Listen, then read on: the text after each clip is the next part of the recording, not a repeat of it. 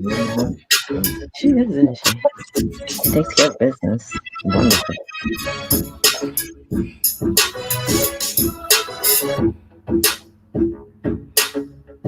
Dr. G.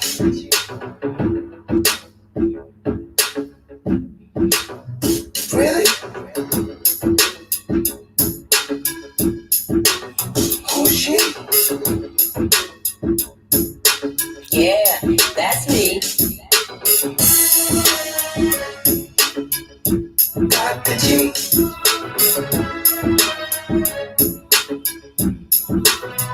Really? Who's she? Yeah, that's me. Greetings. Welcome to Office Hours with Dr. G. I'm your host, Dr. G, and I'm sure glad that you could keep this appointment.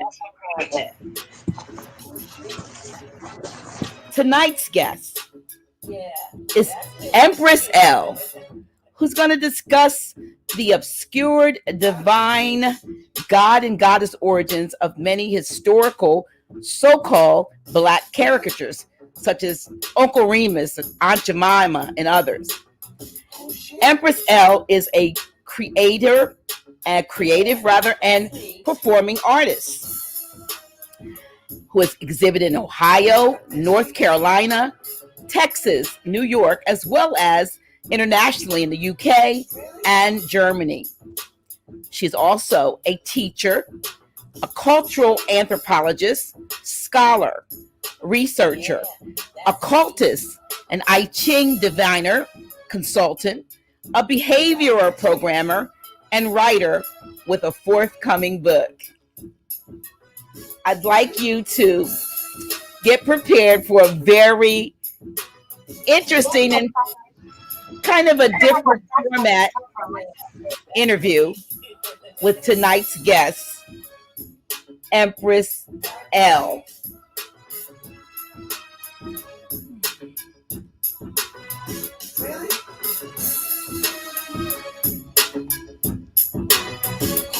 All right, Empress. Hello. Islam. How are you? I had to try to Happy solstice. Happy solstice to you too, my sister, and Empress. I know that my guests are probably wondering why they don't see you. You can't see me. You see my artwork, some of my artwork. Yeah, we can see some of your artwork here.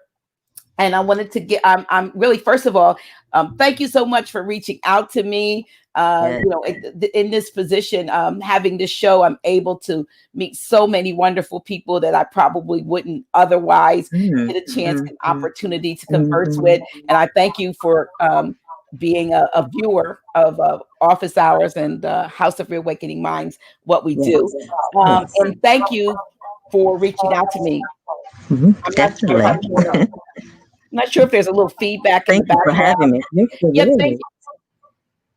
I'm not going to say, let me turn this down just a little bit because you don't have anything playing, right? No, nothing. Okay, so we have a little bit of feedback, but what we're going to do is I'm going to start out, and I want you to tell the audience why we're not seeing you, but we are seeing your art.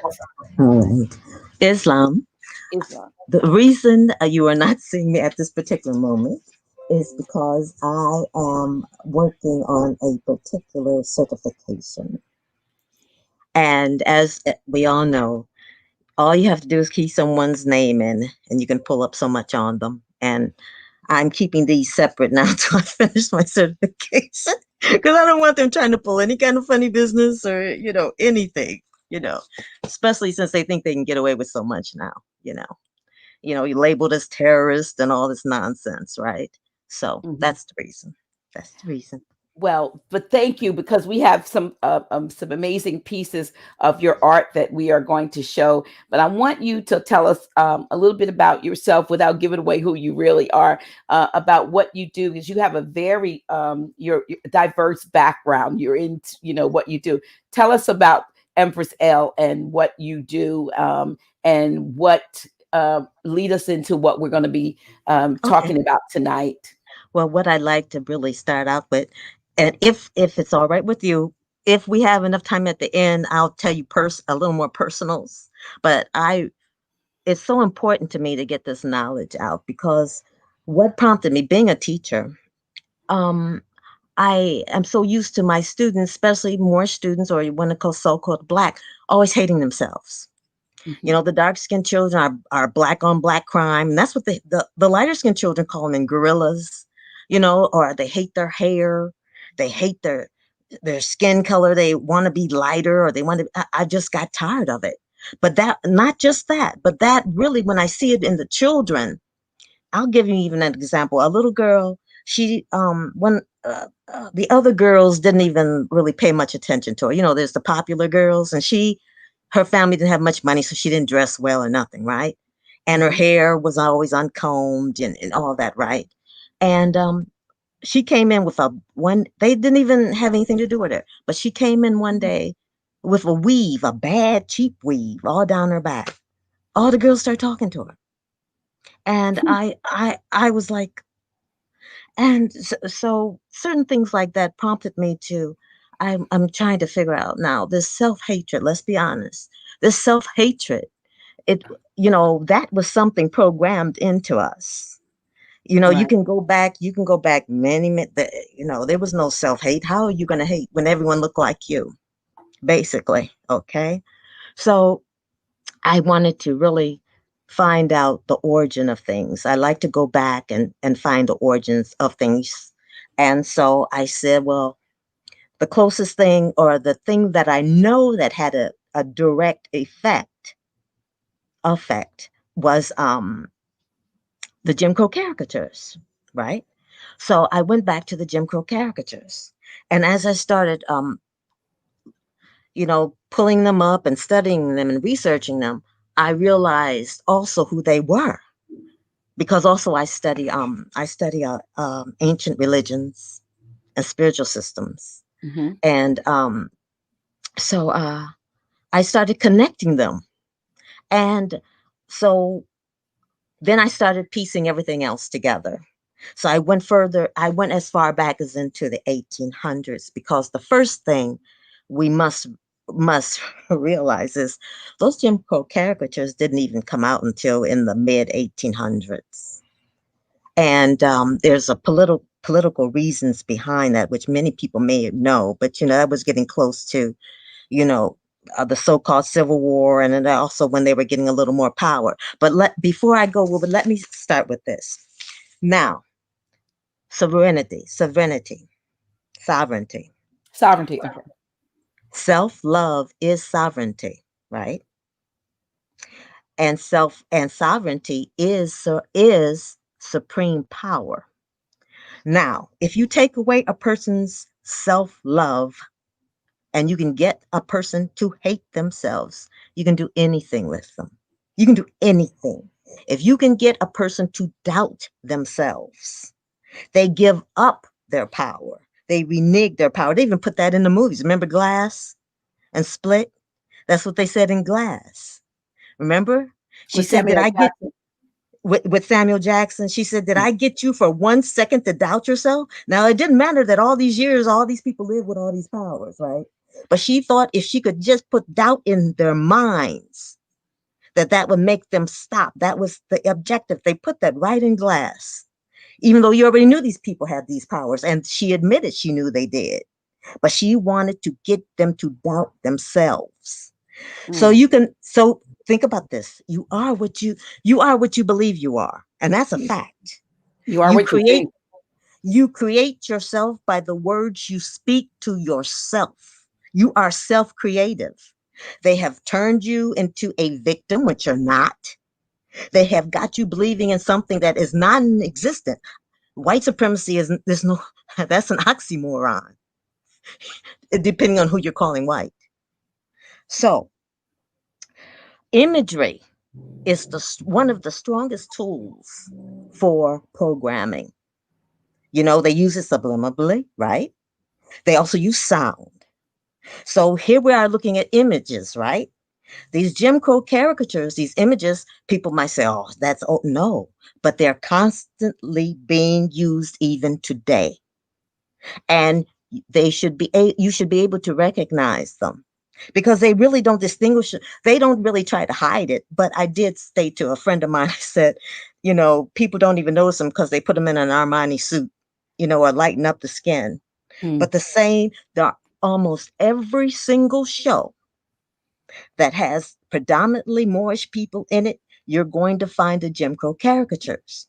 And here's another, it's for programming, it's for to keep a constant programming going, but you also have to understand, if they don't see those characters, they are threatened.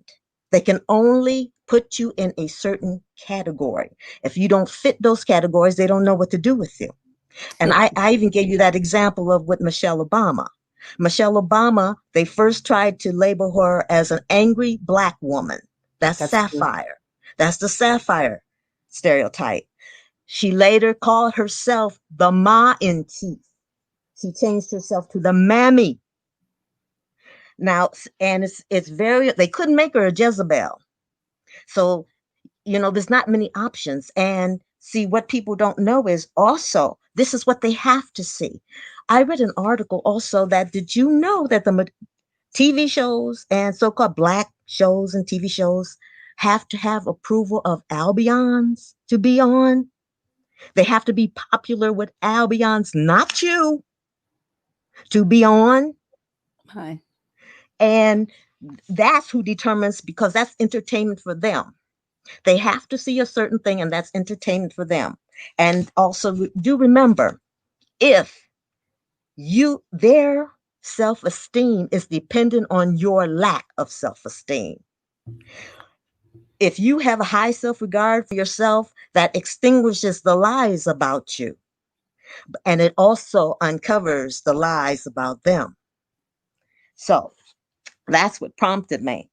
So to go into, you're being programmed with these caricatures. Now let's go into these caricatures. Let's first talk about what are the main Jim Crow caricatures. Can you name some, Dr. G? And Jemima? No. Oh, no, not that. And Jemima really is the mammy. So we'll say mammy, okay? Mammy. Oh, so, mammy. Okay, the mammy. All right. We'll say mammy. All right, mammy. Go ahead. Or can the audience? Okay, anyway. Okay, so you that are listening, can you start to put here some of the to my viewers, name some Jim Crow caricatures, some that you can think of. That buckwheat. Here's one, buckwheat. Now buckwheat's a pickaninny, so that's another one. Okay, a pick. All right, all right. There's the pick, the mammy. Go ahead. What's another one? Okay, how about the buck? Like the yes, the buck. Yes. Pickaninny, the buck with a mammy. Any more? Let me see if anybody's putting anything else out there. Come on, y'all, now participate. No, we got buckwheat. Let me see. That was the last thing anybody put in there. Let's see. Sambo. Right. We have a sambo. What else? Dandy. A dandy is one. Okay. Go ahead. All right. We have an Uncle Tom. Uncle Tom. Okay. Watermelon eating guy. Someone put that. That's a coon. The coon. The coon. Okay. Right. We have a brute and a brute. Okay. A brute. All right. Now we basically got some of the main characters. All right. Oh, and we also have Sapphire. How about, they said Step and Fetch It, Amos and Andy. He's the coon. That's the coon. We also have the brute. We also have the Jezebel whore, and we have. Can you think of any more? But these are the major ones. You're always going to see these. Somebody says Strappy. They mentioned Django. Django, he was a nigger. Which, that's one of them. I think Amos and Andy. Let me see. Those we got Jigaboo. Jigaboo. Spear Chucker, Porch Monkey. Right. Those are names for coons and different ones. But okay, now everybody, I'm going to start with something because I want you. It says a clown. That's okay. We'll get to that. That's the coon. That's the coon. That's Buck the coon. dancer. I'm just going. Okay, now everyone, if you have a writing instrument, a scared Negro. If you have a writing instrument, and a piece of paper. I'm going to start with something familiar because I do want people to Okay, recognize. y'all. And She wants you to participate, so get a piece of paper and something to write with. I'm moving like all my little crystals and things off of my manifestation stuff from yesterday, since we're now in this energy of manifestation. We got that yes, start yes, with yes, it. yes. But get something to write with if you can. Okay. Somebody Now, said Steve Harvey. oh, that's That's a yeah, cool. I'm not going to say anything, Okay, I'm but sorry. it's already been said. It's All right. already been said. Okay. Now, okay, because we need to recognize, okay? You need to recognize and know what you're looking at and what you're being spoon fed every time you turn and see yourself, all right? Okay. And it's very important that they see you as this way because they have to desperately think that you are these creatures. It's very important for their self-esteem, which really is not there. Okay, you expose lies, and the truth will be told about them. Now, I'll take something familiar that most people I know watched. I'm gonna and it's still in your head. Like Lovecraft Country. Just saw that. Lovecraft. Okay, a lot of people saw it. Now, I want you to tell me and look at the characters and tell me which ones you think fit one of those caricatures. Write it Which down. Take a look. Take a time. Think about them. you went? Oh, so you had like the guy that was the All head of them. guy. Okay, There was Atticus. Who's Atticus? Which one do you think Atticus was? That should be easy. he was the Buck. Yes, Yeah. exactly. Okay. Exactly. Go ahead. Go ahead. Okay. Atticus was a Buck. Okay. Then it was well, the sister who was the singer. I would call her maybe the Jezebel. Oh, very good. Very good. Yes, she was. Yes, she Okay. was. She's the Jezebel whore. Ruby's a Jezebel whore. Go Yeah. Oh, ahead. Ruby. I couldn't think of her name. Okay. Go Come on, ahead. y'all. Come on, help us. If you saw, don't let me say it all. If you saw Okay.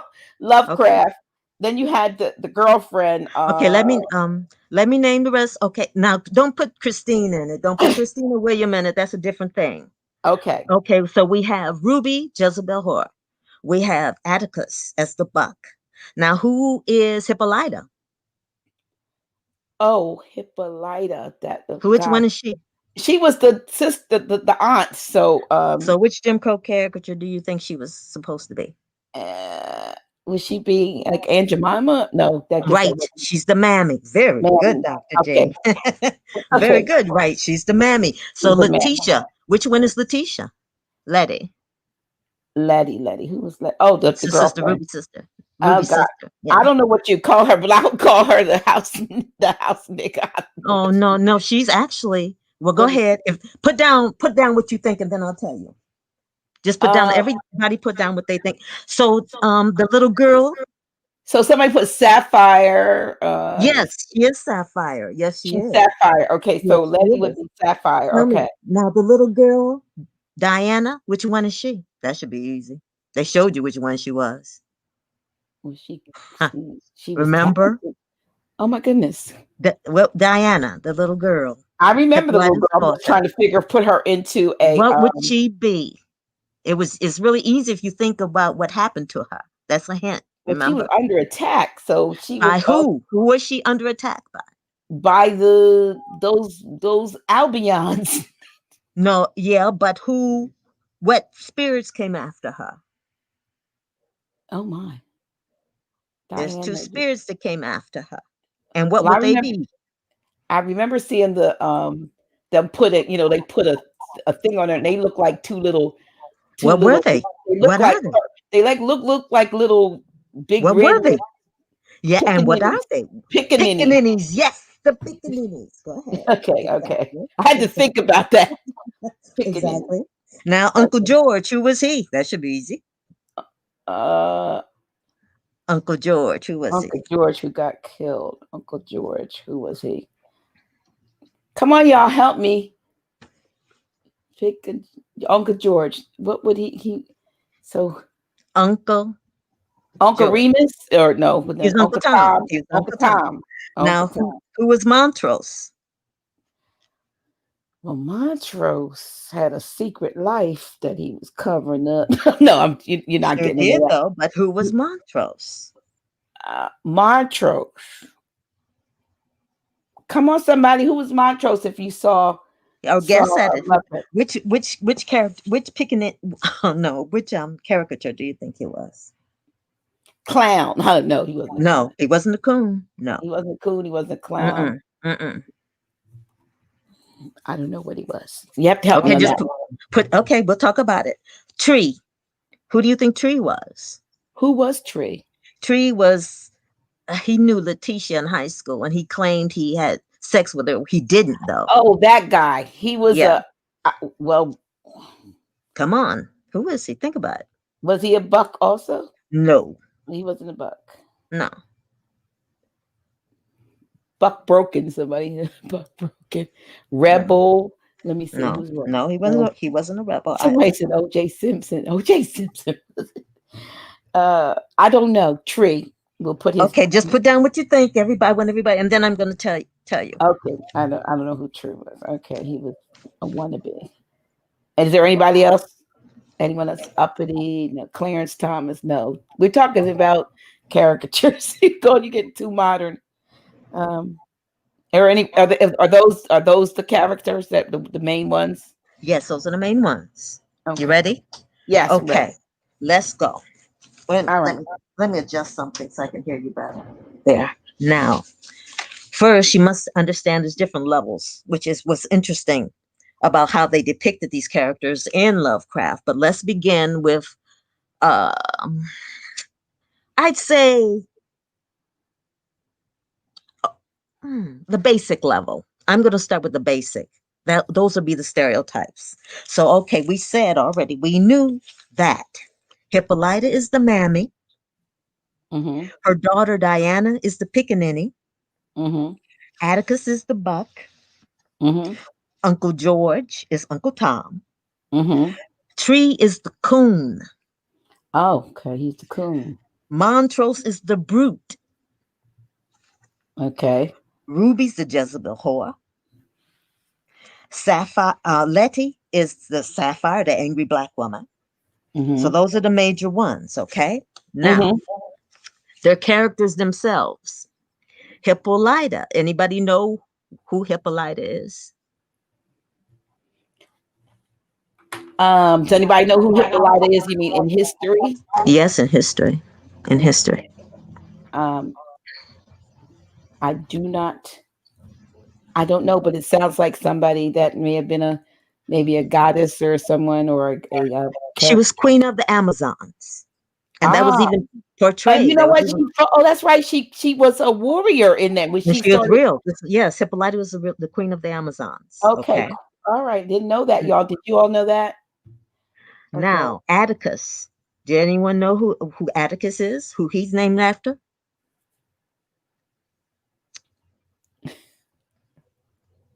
No. No. No. Now, I'll tell you. Atticus. No, I don't know that. No. Atticus was a Greek philosopher. And he was a Greek philosopher that believed in the soul and divine providence. Okay, remember that. Mm-hmm. And the Atticus in Lovecraft, he was the one that believed in the magic. And he believed he wanted to get the magic. And he believed it would work to help them. Mm-hmm. Okay, now, Uncle George is Uncle Tom. Now, do not confuse Uncle Tom with the negative. Because if you ever read the book, which was written, by the way, in 1852, Uncle Tom's Cabin, it was Sambo that was the villain. It was Sambo. And here's what's interesting. Uncle Tom was kind and he was also courageous. If you notice, Uncle George was gentle. He was a gentleman.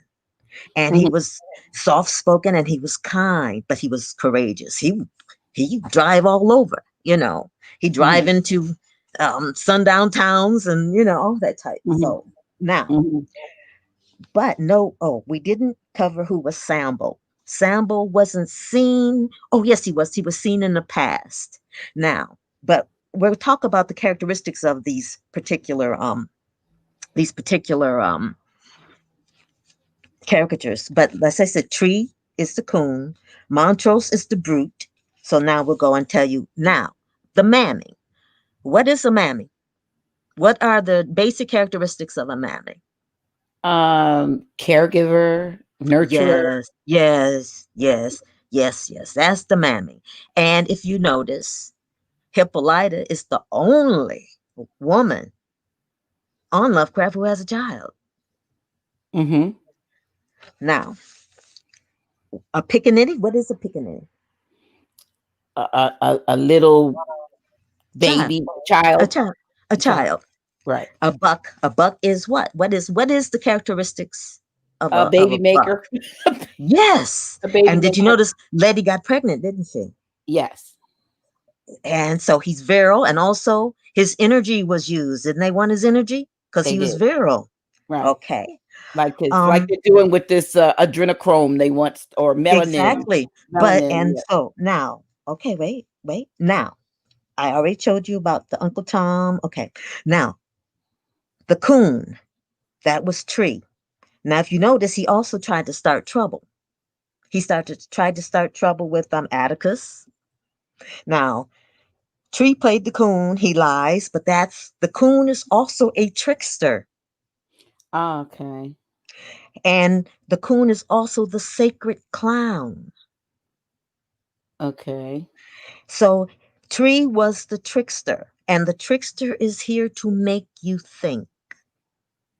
That's why the Okay. trickster plays tricks on you. Now, Montrose. Montrose was the brute. The brute is a rapist. In the Jim Crow memorabilia, you always see the pictures of the brute. He's carrying off an Albion female. He's carrying off in the jungle. He's gonna rape her. He's an abuser. Now notice, and he's sexually aggressive. Montrose, though he's gay, but he's very Right.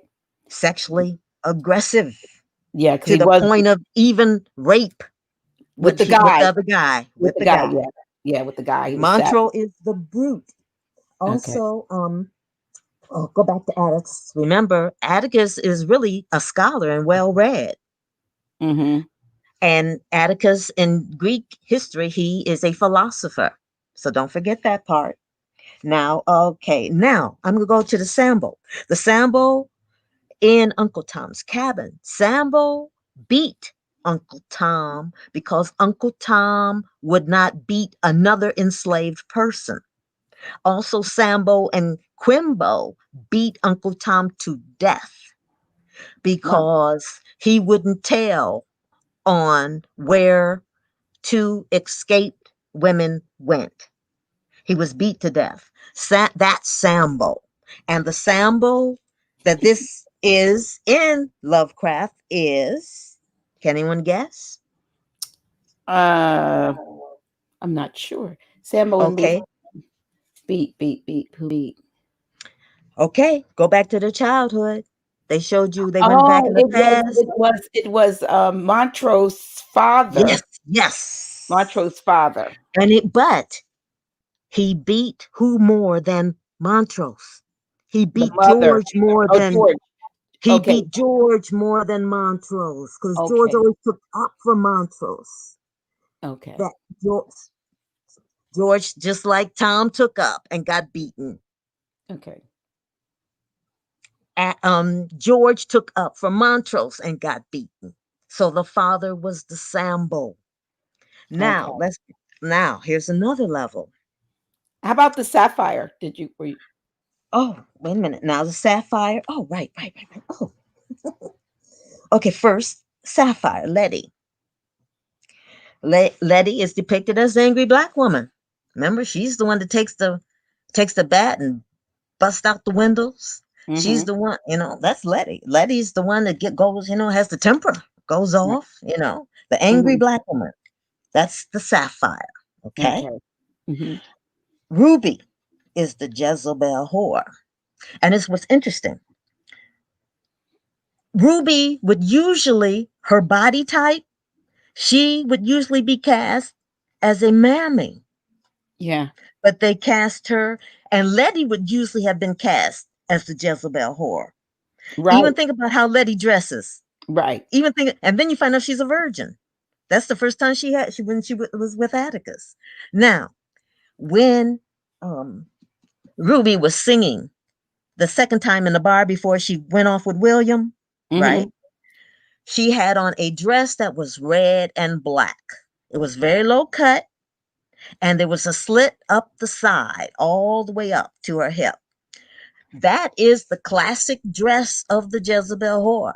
In the Jim Crow memorabilia, her chest is totally bare, and she wears red and black, and she has a split up the side on her leg, showing all her leg. That's the classic Jezebel whore. The Jezebel whore is supposed to be sexually aggressive, right? And Mm-hmm. she's also supposed to be um, licentious. All right. Now think about this. Almost everything with Ruby was about sex. That's right. She had sex with William. Even when she found out it wasn't William, William she was had the sex woman. with him. She still, yeah, she still Now, had sex. but here's the thing, she was licentious. Mm-hmm. Now, because they had to show, even though her friend Bobo, Emmett Till, on the day of his funeral, Now she that was could not that was she could Letty's not friend. she could not stop herself from having sex that day. Even though now, see, I'm not even stating this. This is her own judgment of herself. She used going back as an Albion to have sex with Christina, who turned to William, as an excuse because she wanted to have sex, but she felt bad because she was doing it with a white person, with a white male, which who wasn't a male. But so she felt guilty, but she could not have sex on the day of the funeral, which was I said, oh, you can't wait till tomorrow. No, she just had to have sex, and so she was licentious. They purposely made her licentious, and she spoke about it. She felt guilty. That's why she took the blood and changed into the Albion woman so she could have sex with Will, who was As Christina. someone else. As someone else.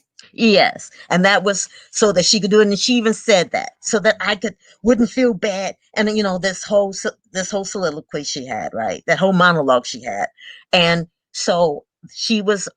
It was that was just such a um obvious. It was so obvious, the licentiousness.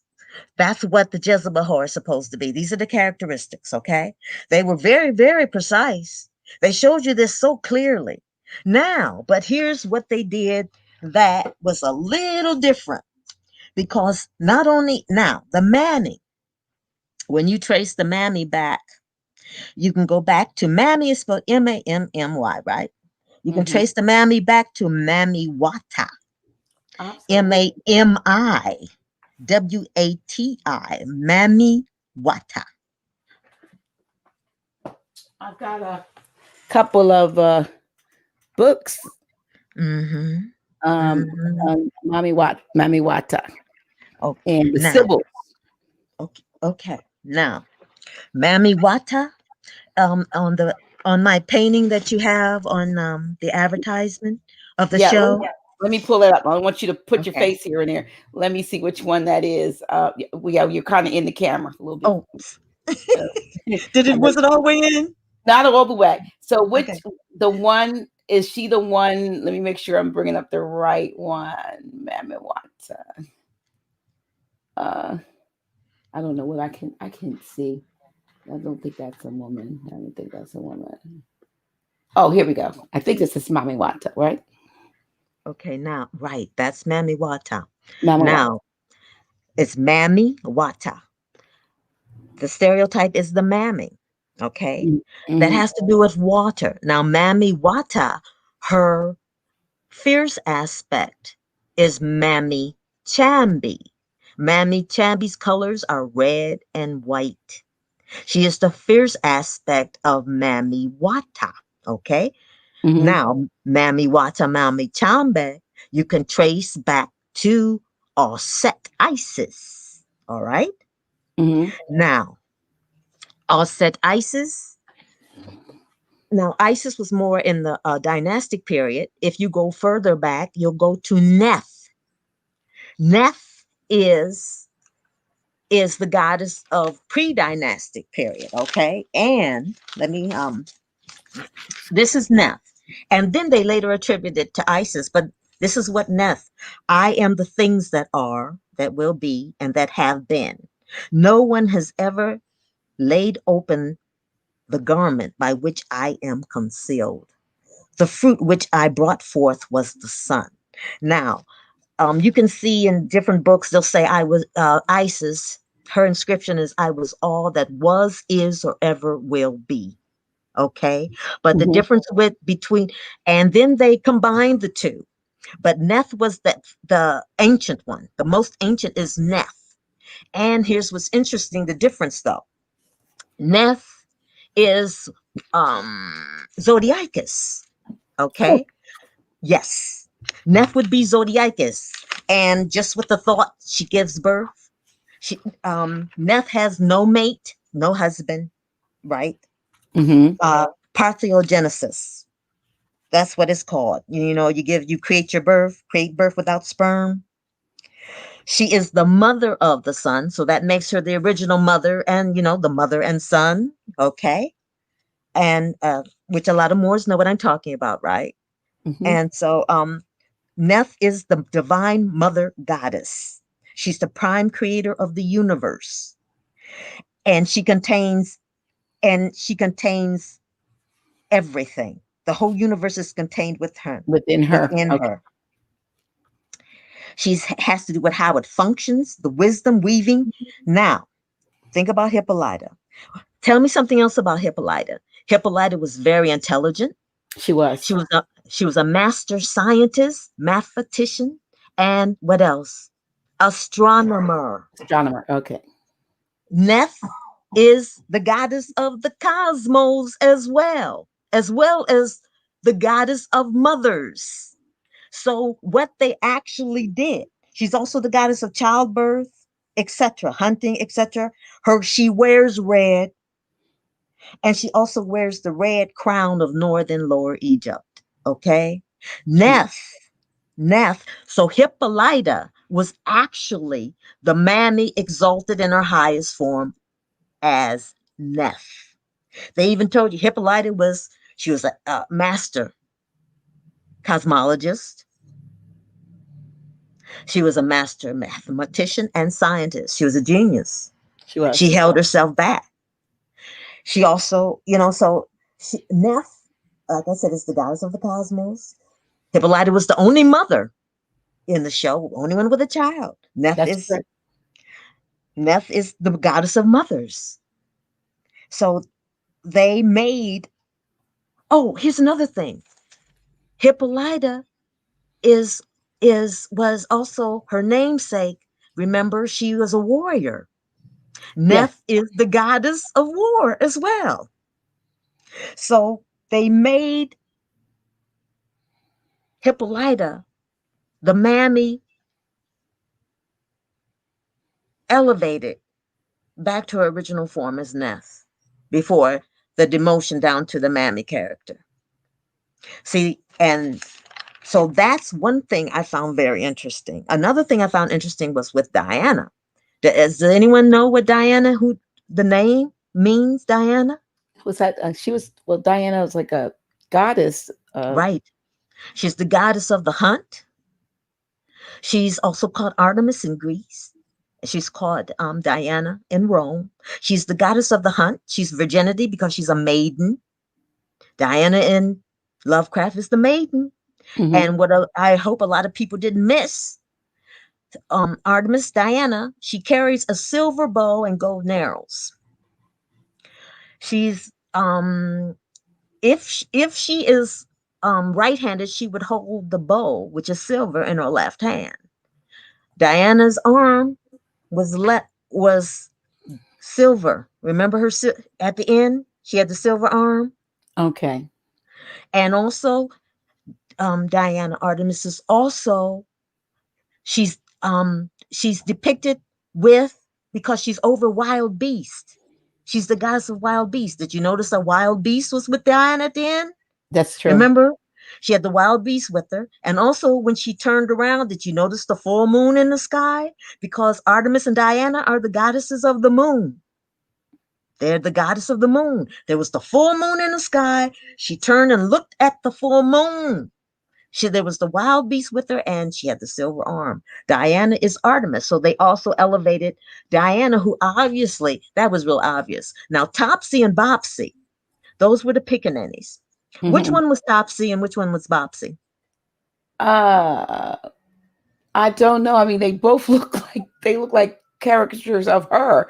Let me see. Topsy, Bopsy. I really don't remember. Would those be the twins in your picture, though? No. Oh, no. Okay. No. Okay. Topsy and Bopsy. Those were the two that came. Those were the pickaninnies, and that Topsy was the character from Uncle Tom's Cabin. Oh, okay. And Topsy was pickaninny, and she was described as being extremely ignorant. Of course, she was supposed to be, right? She was supposed to be extremely dirty, filthy, goblin-like, and dark, and very dark. She's supposed to be extreme. That's who Topsy was supposed to be, right? She wore her hair in these little plaits. Yeah, okay, with rags on them. Yeah. Now, Topsy and Bopsy were the ones that were after Diana, and even Diana even started turning into a pickaninny. Absolutely. But of those two, which one was Topsy and which one was Bopsy? I don't know. Anybody know? I'm looking, see if they dark. When someone said dark is Topsy, and somebody else said right. I don't know if you meant the one on the right or right, like okay. No, but I knew that you would say that. What I'm trying to do with all this is show you how you have been programmed because of that. And they did this on purpose, I'm sure. Well, obviously, the light one was Topsy, the dark one was Bopsy. They switched it. They switched it just like they switched Letty and Ruby. And Ruby. Okay. The typical mammy would be more of Ruby's physicality. Right, you're right about that. And the Jezebel whore would typically be more of Letty, and even the way Letty dressed. And so they were switching a lot of things as well. And so that's what I wanted to show you how, and they made it obvious that Diana was the pickaninny, especially when she started turning into, Topsy's a pickaninny. She's known as the pickaninny in Uncle Tom's Cabin. Okay, now we got through Uncle George, we got through Tree, we got through Montrose being the rapist, the brute, we got through the coon as Tree. Now, so that's what I found interesting about Lovecraft, and I wanted us to identify, and I wanted to show you how these characters pop up and where you don't even think they would be, because a lot of people were impressed with that show, right? A lot of people, but they still use the same characters. And you keep thinking that they're giving you something. They're not giving you, they didn't give you anything. But I was surprised about how they elevated the mammy to her rightful place as Neff. And like I said, and that's Hippolyta represented when she stepped through that portal. That's what that represented. But here's another, I want to tell you this also real quick. For the sacrifice at the end, oh, yes, this is very important. This links. The sacrifice at the end when they had Atticus, what that was called, people are talking about he was not crucified. That's not what that was. What that was is called the rendering of the veil. That is the rendering of the veil of Neff. Because she, like Isis, they're the same goddess, except in dynastic, they made Isis different. She had to have a husband, etc., etc. But the ancient goddess before her, as I said, was Neff. Rendering of the veil, H.P. Blavatsky, the Golden Dawn, etc. That was one of their rituals. It's called rendering of the veil. And you put your hands straight out together, either palms together or the back of the hand straight out in front of you together, and you open them up into like a T. That's called the rendering of the veil. And that's what they did with Atticus, to open a portal, rendering of the veil. All that was in there. And so that connects, right, like I said, Neff was in there as Hippolyta represented Neff, and then the rendering of the veil with Atticus, the usage of his energy. So they use these programs for so many different things. So I just wanted to show you how we are always being fed. We're always being fed these characters. Now remember, we're not the only one watching these programs. True. I told you these programs are they're really more so for their entertainment as not as for ours. And you would even think the most stereotypical show, but they have to be approved. It has to be approved of by them as well. And I had read an article and I was surprised. And they said those shows you think it's dependent on their popularity or they're staying on is if you like them. No, it's dependent if the Albion likes them. Wow. Now, yes. And Can you that tell us a little bit? Yeah. The picture that we have up as, that for you, the one that's here on the screen. oh Um, okay. can you, yeah. Now Okay. you are a mixed medium artist. So explain, because I don't know if they can tell, but there's texture, there's actually fat, looks like burlap and some other things. So you paint and draw everything. Yes, I But do. you explained something very interesting to me with regard to why the burlap, you Oh, use okay. burlap to cover, and we call this obscured. This particular interview, you're talking about things that are obscured. So starting with the one that is up right now, that can you tell us about a very interesting piece? So this is an Okay. original, obviously. So when you, I guess these originals, are they, when you Let do me copies of them, they wouldn't have, of course, the texture. Am I correct? now, okay. What I did with these from my research. Now, the image you see, that's Little Black Sambo. That is exactly how Little Black Sambo looked in the book. And in 1899, Helen Banneker put out a book called Little Black Sam. I'm sure a lot of people heard about it. There's a lot of variations of it now, but the original book, then it was later banned, right? Mm-hmm. Now, Little Black Sambo. Now, first, I was very careful with this series, and the funny thing is, this is an ongoing series. The ones I'm showing you now are the ones that were mostly shown. There's some Mm-hmm. that haven't even been shown yet. Now, I was very careful. I wanted to be authentic as possible. So all my imagery came from the authentic books or the authentic Jim Crow memorabilia. The spiritual archetypes in the background I actually took from ancient East Indian Buddhist art or ancient Native American art or various, but it was always authentic imagery, so not something I made up in my head. Now, um, this particular piece here, now all of these series have burlap, as I was telling Dr. J. First, the burlap represents the thin veil between two realms. There's one realm with the Jim Crow caricature. And it's not just a character, I'm telling you, it's always there. It's not just from the past, from the 1850s. It's still here right now to this day. You can turn on any I should have chosen Tyler Perry sitcom, and you would have recognized him instantly. Everybody, it's always there. It's Mm-hmm. always there. And when I tell you, though, I do want to say this, you're going to realize, well, no, I'll get to that after I finish with your request, Dr. J. Now, Little Black Sambo, that's the realm of what I would call what they call reality now, okay? Behind that is the spiritual archetypes, which are the originals. They actually saw these originals stereotypes and perverted them and made them and turned them into caricatures. So the burlap, as also told you, Dr. G, for there's certain people now, do remember all that colonization and the kind of bringing people from different parts of what's now called Africa, that didn't even happen until the 1800s. You're thinking that this stuff happened a long time ago. This stuff did not. And a lot of these things didn't even happen until the 1800s. And so Helen Banneker went to India. She lived in India with her children. In Maha, It's Mahayana Buddhism. The Adi Buddha, who is the self-creating Buddha, which is interesting because Neth is self-creating. It's interesting. She created herself. She's a self-realizing, self-creating goddess. Neth, she creates herself, and which I said is comparable to Zodiacus, and which probably is Zodiacus when we go into mother and son and widow and son, But I'll go back to this, but. So Adi Buddha is the first Buddha. The first Buddha is the Buddha that was here before there was anything. This is in Mahayana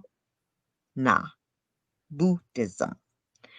The Adi Buddha, Sambo, Sambho. And Sambo being a bodhisattva as well, because when they're in the heavens, there are always bodhisattvas in heaven, and they're always youth. So he would be dressed in princely attire. As you can see, he's dressed in princely attire.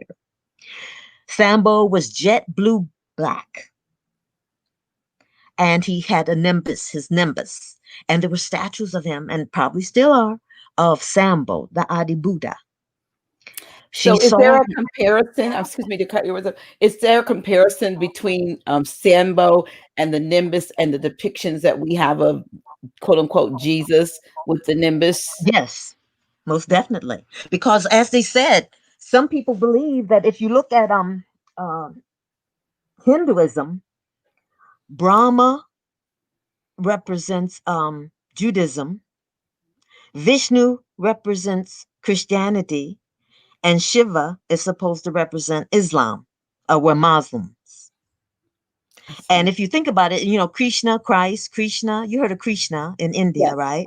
Yes. You heard of Brahman is Abraham or Abram, and Brahman's wife or consort is Sarasvati. Does that sound familiar? Because Abraham's consort is Sarah.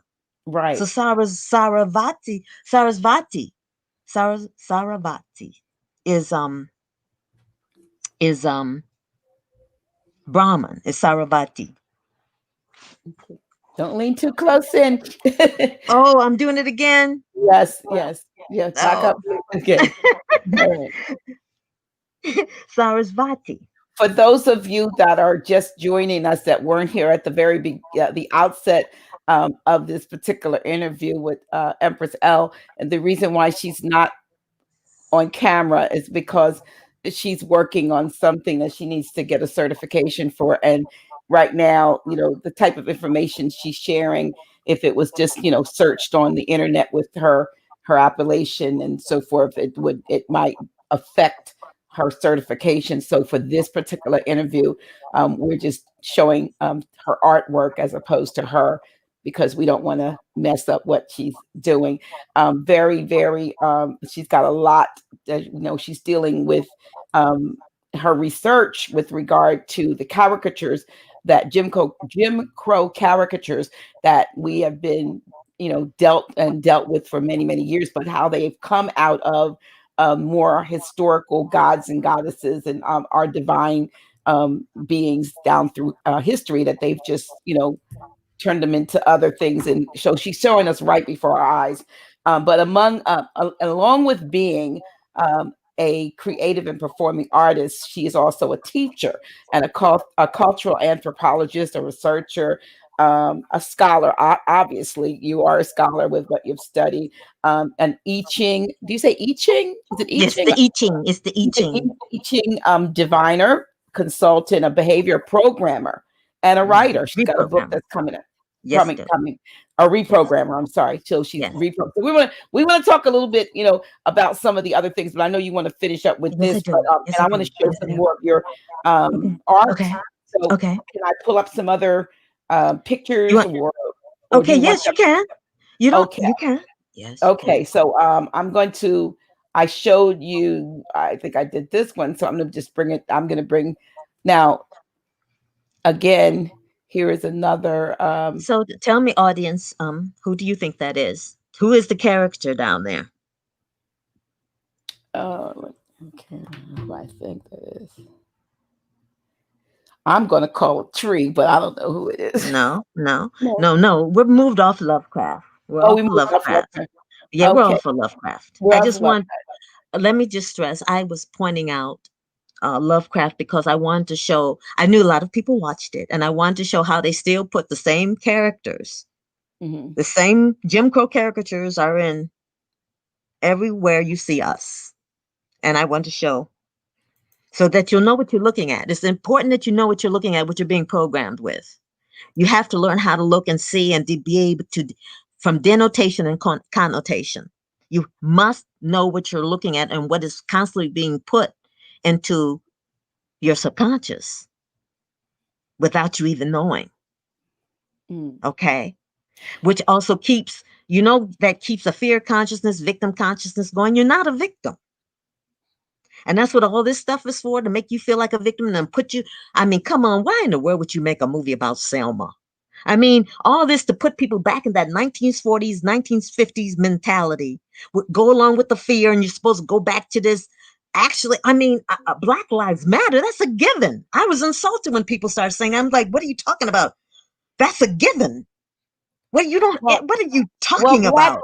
but Black lives don't matter in the sense that No, when you that's know not what I etymologically, mean. what yeah, what when you know what black means, then dead lives, you know, Exactly. And I'm dead, coming to that too. I'm yeah. coming to that. Please bring that back up because I want to stress that when we're talking about the Jim Crow characters as well. I have to tell you this. I might as well go. Let's start now. Okay. So who is that?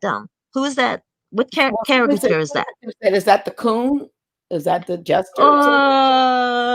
It could be a coon. It's yeah, yeah. That's a coon. That's a coon. Okay, that's a coon, but that's a specific coon. Oh, I'm not sure what's coon kind of coon that That's is. Jim Crow. That's Jim Okay. Crow. Okay. Now, Jim Crow. Jim Crow's the trickster. Don't not be insulted by Jim Crow. There were Jim Crow plays that were performed in the early 1800s, and Jim Crow was always the victor. He always beat and outsmarted the Albions or whomever. And Jim Crow is the trickster, and he oh, wait a minute, wait a minute. Oh, it'll come back to me. But anyway, who knows what the spiritual archetype of that is? Who Uh, is that? Who is that in the larger picture? That's the spiritual archetype of Jim Crow. oh gosh. I don't know. That's Eshuelegba, Yoruba. Oh, Papa Legba. Okay. That's Trickster. Eshuelegba. That's you. The Now, trickster. Okay. now, I drew him as male, but in like in Brazil, Eshuelegba is always danced by female, as well Hmm. as Obatla is always in Brazil. Obatla is always female Obatala. as well, and I Okay. also feel that Eshuelegba is female, but I drew because it's more recognizable and accepted as male. Now, with the trickster, if anyone knows anything about Eshuelegba, one of the major things he has a problem with is you being stupid. He does not like stupidity. The trickster plays tricks on you to get you to think. That's the main thing. You got to think. Does that sound familiar? If I could just get you to think for You think. yourselves, who does that sound like? Noble Um, Drew Ali. that's a Noble noble Drew jewel. Yeah. Ali. Noble And jewel. now, the trickster wants you to think. Jim Crow was a hero. Jim Crow was a hero. He was a folk figure. And there was a song, turn around, jump around, twirl just so. Every time I jump about, I jump Jim Crow. You know that song? You Don't know never that. It's an old song. It's an old song because I studied that. I went back and studied of the songs that were done in a certain time period. And the thing about it, all these songs are only done in 1800s. I said, wait a minute, I thought we were supposed to be doing this only plantations for 400 years. And it's like, but no, we know that's not true. It was not true. But that is the Jim Crow. And was danced on stage and played on stage in plays, but not as a low down coon. He was always the hero. And the thing about it, even in the audiences, it was full of poor Albions, as well as so-called black people and etc. were all, and they rooted and cheered him on because he always beat out the oppressor. The oppressors were the wealthy people. He was a folk hero. So the spiritual archetype, which goes even if Ishu Legba comes down from another god, but I'm not even going to go into that now. I'll stick to this. But that's what this particular piece is, and that's one of the original drawings of Jim Crow when he's dancing. And if you notice, he's dancing, and it's the same dance. And the thing about it is, the same dance is done. Elegba's dance is done, and it's in certain parts of his dance have even as early as the freak was still being done. The freak was part of the Elegba dance. The heebie-jeebies, the itch, the scratch, Juba twirl, unleash the latch. Juba do the long dog scratch. And the long dog scratch is when you scratch all over. It's also called the heebie-jeebies. It was called the freak. Freak out. Remember the freak out with I remember that. Yeah. And it's the exact same. It's the same dance. Okay. It's the same dance. That was an Elegba dance. It was also called the itch. And so what Jim Crow is doing, he's jumping about on one foot and swinging his leg. That's the Jim Crow dance. That's what Elegba does. I dance Elegba, and you dance, one of the steps is you dance on one leg. And go in a circle, and that's the Jim Crow dance as well. So that's a little bit about that. Okay. All right. Here's another. This represents Uncle Tom. Okay. The larger spiritual archetype is, does anyone know? She's Yoruba. Yoruba. I don't know. Does it? No one's saying anything. Okay. Well, first I want to say also, take note. Take note that some of these archetypes are from people, not us, because we're the Native Americans. This was taken from people who were later brought over, but this wasn't even until the 1800s. But this is when these caricatures were also made. So now this is Orishanla. Orishanla is a female road of Obatala in Yoruba. Okay. Now Orishanla, see, the Tom was a survivalist.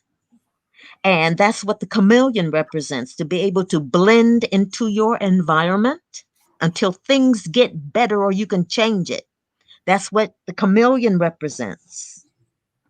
You see the chameleon on his shoulder? You know what does a chameleon do? Blends into the environment, yes. And that's what Orishanla teaches. You stay peaceful. That's represented by the snail. The snail represents peace because snail water is what's used to cool people down. They believe it cools you down. And so Orishanla is a peaceful road. So that represents Uncle Tom. You camouflage yourself and blend into your environment and remain calm until you can do better and change it. All right. Let me see. So let me get the next one. Okay. Don't keep you off the camera. Okay, here we are. Okay. Now, I guess everybody knows that's the coon, right? Now, in the back, that's us, Native American tribe. That's from the Pueblo tribe. That's Zuni, the Zuni sacred clown. That's who the coon is, the sacred clown. And the sacred clown. And it's interesting how similar these are. Do you even see that this is taken from an original artifact, the Koshari clown. You notice he's eating watermelon? And also, this was interesting. Watermelon, because people keep saying stuff, watermelon didn't even originate in Africa. And certain foods that have been associated, this is part of stereotype too. For example, chitterlings. Chitterlings came from England. The poor Albions ate, it's called chitterlings. and later it became chitlings. Well, they became chitlins.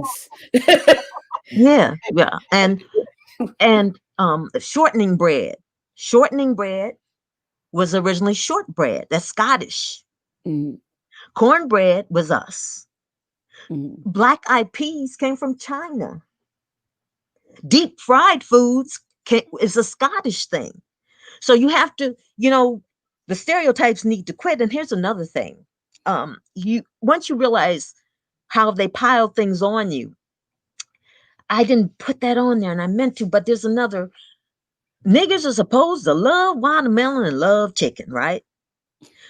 And they're always supposed to steal the watermelons and steal the chickens. Okay, but here's the thing: who are they stealing them from? mm. Who are they stealing the watermelons and chickens from? From them, from the Albions. Now, so the Albions are growing watermelons and raising chickens. Who are they raising the chickens and growing the watermelons for? Themselves, I would assume. So wouldn't it be they like the watermelon and the chicken? So they're the ones growing the watermelons, all these watermelons, and raising all these chickens. So how come they're not stereotyped as loving chicken and watermelon? And they're the ones that are growing it. Do you see how I'm saying you have to pay attention to what's being spoon fed you? Don't just take this. And like I said, watermelon was supposedly originated more so in Asia. These type of melons. And so this is the Kashari clown, and the Kashari. Now, the coon's supposed to be lazy and shiftless and all that, right? But the Kashari clowns are they also they do sexual all kinds of sexual things, and they act out and all this. But that's to show the people what not to do. And within that society, what is not the best thing to do as an evolving being. Okay, being lazy and they're funny, they do all kinds of things, but that's what that represents. Now, while I'm on the subject, this is what I want to tell. When they got the imagery and turned it into these various caricatures, it sort of it's masked in so many more ways. The negative characteristics that they're attributing to us didn't even come from us. The negative characteristics are them. Now, this is a very important part. Stay on this because I did want to get to this. I want to very much get to this. During that time, the Albions were considered the waste people. They were called the trash people and the waste people, and there were different types of them. I'm going to read you something.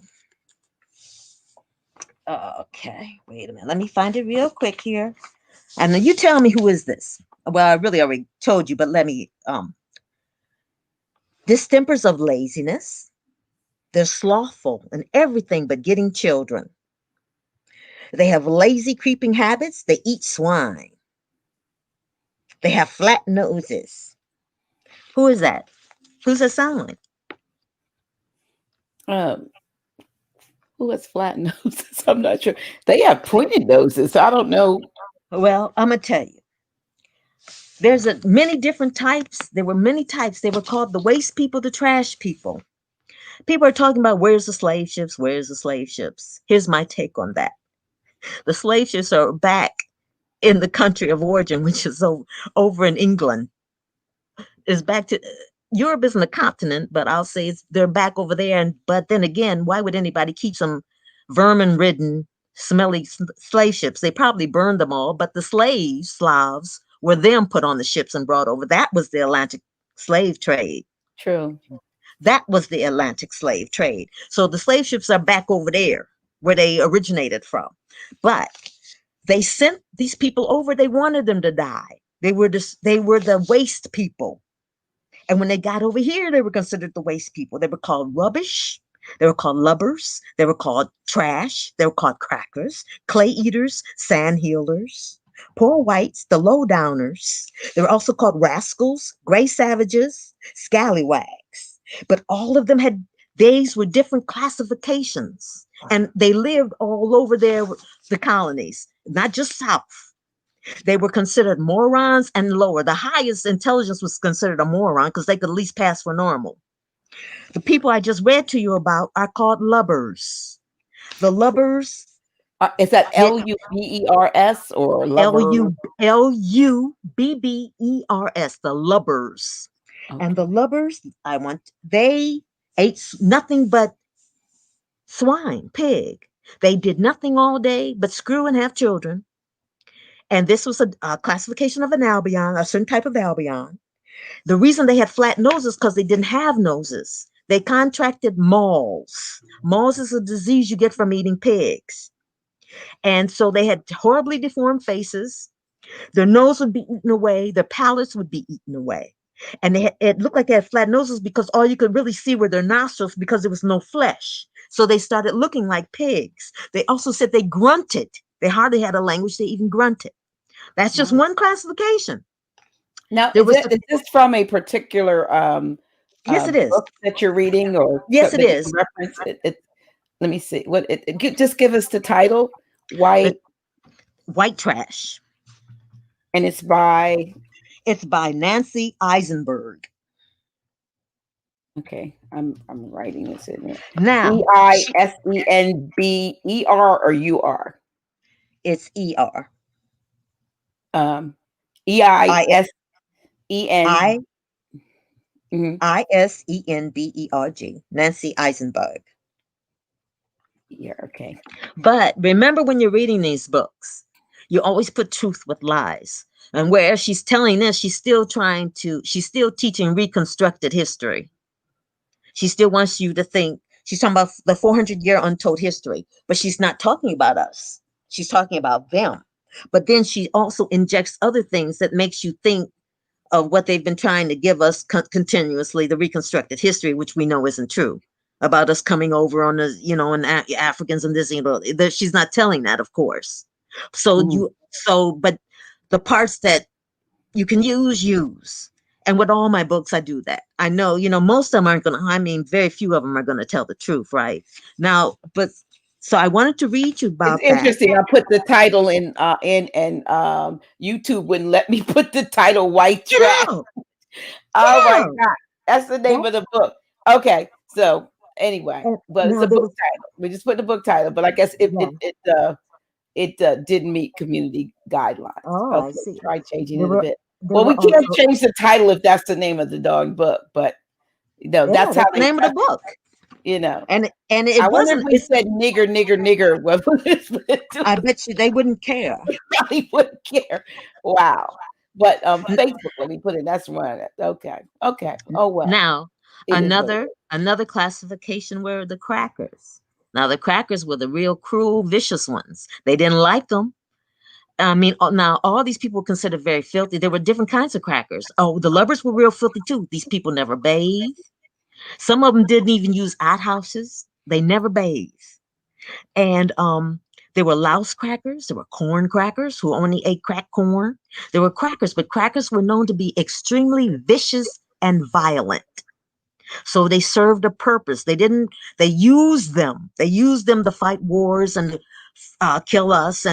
But there's the crackers, and the crackers are the ones that would lynch people, skin people alive, scalp them alive. The crackers, but there was also the kind that would hide, who were scared. Those were like the clay eaters, and the clay eaters lived on the outskirts of the cotton fields, and their hair would usually be white, and their skin would be because they actually ate clay, but they contracted pellagra and hookworm, which also gave them what was called the lazy disease. There were those are the clay eaters. There were the low downers. There were the sand healers. There's a bunch of them. And these are the same people that in Jamestown. These are the same people. Oh, they were also called rednecks. They were also called manure. They were called manure, the scum of nature, and vermin. These were the waste people. Who was calling them this? Were these other albions? Exactly. Very good point. Because I said this myself when I said, wait a minute now. She puts in the book that there was a class of albions who had the ones who had money. This is what they thought of the ones who didn't. This was the classification of the ones with no money.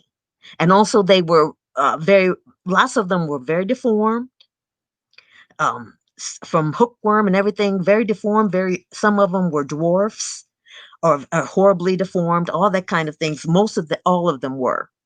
And so I was going, now these Albions, but here's the thing about it is I found that very interesting because they said that also she did put that the only reason that some of them had money was because somebody helped them and gave them some money that lifted them up later. So, so who's calling them this, right? And also here's what's interesting too. If one of them that had more money, they considered that higher class, mixed with one of these lubbers or crackers or anything, it was called mixed race.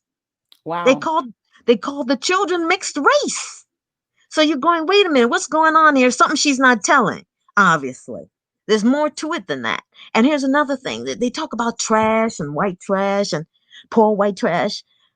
Our ancestors, here's a book you should read. It's called Aristocrats of Color.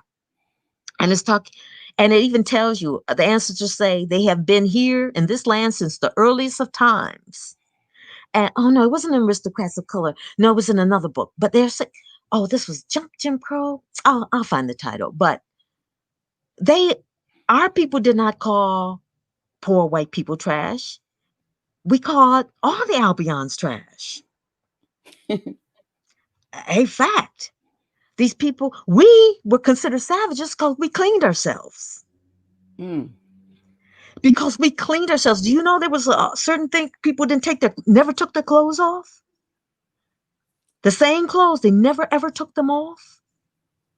And also, do you know that some of them would actually defecate on themselves and walk around with that on them? This is the habits of some of these people. I mean, this was every day. This is every day. So these characteristics are not your characteristics. They're theirs.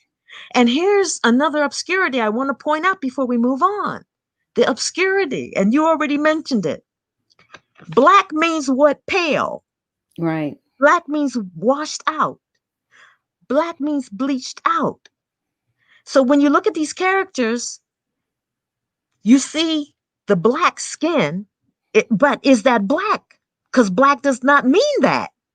Black means white skin. So since black means white skin, or pale skin, what it is exactly is a reflection of them, not you. Think about it.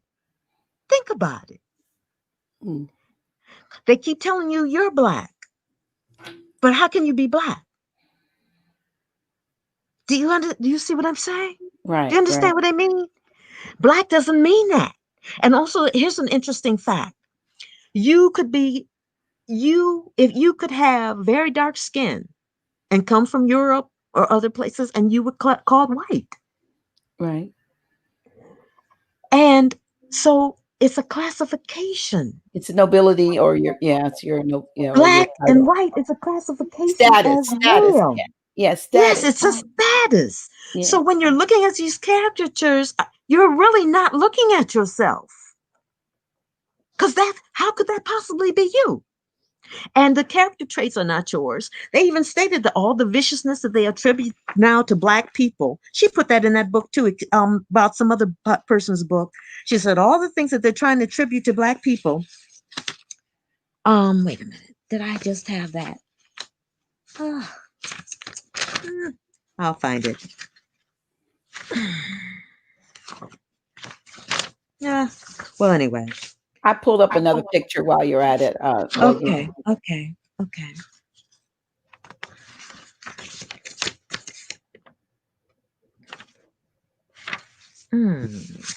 Interesting. Well, I'll find it. But all those negative qualities that the so-called Black people got from being around the Albion, that they regressed to that. I've seen, some of these shows that they show, what they show, like the so-called royal families when they were mixing, they were making these contracts. An interesting thing of all things, I was flipping through. I was looking at YouTube the other day, and something was on. And after the thing that I was looking at went off, a video came up, a teaching of Bishop T.D. Jakes, and I know, I'm not into the church thing anymore. I'm not either. But for some reason I didn't turn it off, at least not right away. And he was talking about Ahab and Jezebel. Okay. And the interesting thing that I got from that he was teaching, truth, is that he mentioned, regardless of where he was going with it later, but the fact that he mentioned that Jezebel was a Phoenician, and that Jezebel's family and Ahab's family had created an arrangement, a marriage of convenience, so that, an alliance, to how they did a lot of that, mixing to bring two kingdoms together. And that Jezebel, who was a Phoenician, which means she was a Moor, was sent from her beautiful, progressive Yes. country or area of Phoenicia to live in this more desolate place where Ahab was, and that she became angry and bitter because, one, she was ripped out of her own homeland and forced to live with people that were not her own, or not her own culture. And so eventually she began, they said, to bring the magic or whatever it is from Phoenicia and the prophets of Baal, allegedly, to I guess Israel, or wherever she was, wherever they were, wherever Ahab was. But I found it was very interesting, for all my studies and all of my preaching and so forth, about, the Bible over the 20, 25 years that I was doing that, never looked in terms of Jezebel being a woman of my hue and complexion, or at the time didn't know about Moors. And I feel interesting how we have been taught to just poke down folk in the Bible, if they had an ite on the end, Jebusite, Moabite, this ite, and then find out that those are us. Yes, exactly. They switched it. Yes. They switched everything. They switched everything around. Those qualities, the viciousness, the violence, even the bad English, that came from us being around them. It was a regression. Someone says that when they arrived, hybrid Americans arrived on the North Gate. They didn't eat vegetables, but dug up graves for meat and ate ancestors when they could catch them. The definition of a savage. Now, interesting, because Jamestown, that's all there was cannibals. They're talking about the Pilgrims or this. No, the Pilgrims are a bunch of waste people. They're the waste people that they wanted to get rid of. They didn't practice anything. They were starving. They were cannibals. They were filthy. I mean, all that is and that Pocahontas thing. Pocahontas was a captive. So all that Pilgrims and Plymouth Rock wasn't even made. That's a made up. That was all made up. They didn't land at Plymouth Rock. They made that up, that they landed there. But the Pilgrims weren't these neat. No, they weren't. They were the savages. They were also called great apes, and they were horrible. They talk about how filthy and slovenly these people were, how deformed from diseases and all kinds of pestilent. I mean, they were full of lice and all this kindness. And this is the way they walked around. And I'm gonna tell you honestly, I've lived in places and I have taught in places in which some Albions, they actually walked around with lice in their head to this very day because they could not afford the $10 to buy the lice medicine. That's what she told. She said, "Well, no, $10, that's a lot of money." They would actually walk around with the lice popping, and I'm like, "Ooh, now these are." So this is not far away. I mean, and they still have those problems. It don't matter how much. Haven't you read or heard about?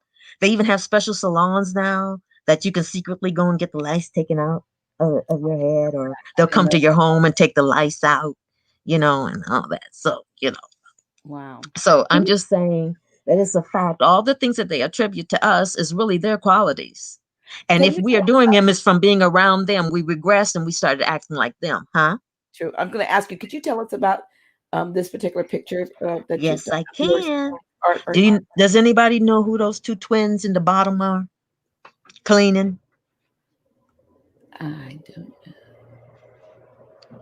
Well, you have to step. Well, no, I'm not being fair, am I'm not being fair. I'm not. I apologize, people. I'm not being fair. I studied this. I really apologize. I don't know what I'm thinking. Why would you? These are the gold dust trends. Oh. And the gold dust trends were in the, what was it? Early 1900s, late 1800s for the Parker washing powder, and it's goldy and dusty. The gold dust twins. Do you see any similarities with the gold dust twins and the twins up, the bigger twins, the spiritual archetypes? And by the way, the spiritual archetypes, I drew this from an old drawing from the 1800s. Do you notice the red skirts and the bald head? Mm-hmm. Were those the, They the women like that were from the movie Black Panther? The no, women? Oh no, no. they were not. Okay. I These was are, wondering. but you're Back right. up. It is. We It is. almost see you. Oh gosh. Okay, Okay. let me back up. Okay, There you go. now that's the Ibeji twins. The The who? Ibeji twins. That's Beige. Yoruba. Yes, they stand for good luck. Do you see the connection? Good luck and gold dust. Okay. They bring good fortune. Twins are honored. They're supposed to be bring good fortune, bring good luck. The Ibeji twins are good luck. Ibeji. Okay. Ibeji. The Oh, Ibeji you know what? twins. I have What? a friend, a brother Ngozi, and he has Imbeji radio, but he has twin sons. The one, Yes, yes, yes, okay. Oh my goodness. yes, So that's what it stood for all this time. yes, yes. So they Okay. took that imagery and turned it into the gold dust twins. As you can I see, they see. kept the bald heads, they kept the red skirts, and gold and good luck. The Ibeji twins represent good luck. Gold dust twins are good luck. That's why they're called gold dust.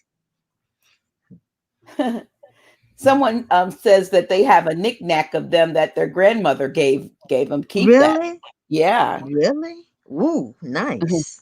That's, there's a lot of power in those, a lot of energy in those that memorabilia. And it was also asked. Someone asked if you sell your art. Um, Now these pieces, um, like I wanted them to be somewhere for a lot of people to see them because I created them for that. I created them for reprogramming because imagery is one of the most powerful things to program a mind. And I used imagery that if you knew that this was the origin of these caricatures, it would stay in your subconscious. As I told you when we were talking, how the woman who saw the sample piece right over here, and she said, "You mean to tell me this came from that?" And I said, "Yes." And she just stood there with her mouth open. So it has an effect because that's what the problem is. That is still programmed into your subconscious. That's the point I'm trying to make. mhm. And it needs to be replaced. The imagery needs to be replaced with a more positive image, a more Wow. positive, powerful image. And that's what those are, especially when you realize that's the origin. Oh, there's the Oh, this kitty. my G. Somebody thought it was my cat, but my cat is gray, and I put him out. I he's a, he, I put him out of the office. Okay, I'm gonna pull up this next picture. Come on, girl. Come on. Come on. You gonna move. You gonna move. She's not gonna move. She just she has to get He's like, attention. you might not want to be seen, but I'm gonna show myself. Okay. Okay, here's another. Oh, okay. Now there are modern day stereotypes, right? Gangbangers is a modern day stereotype. The Rastas a modern day stereotype. The drug dealers, all that's a modern day stereotype. Mm. Now, what I did with these are like a sub series. This is my Matreya pieces, and Matreya is supposed to be the returning Buddha, and he's the Buddha of compassion.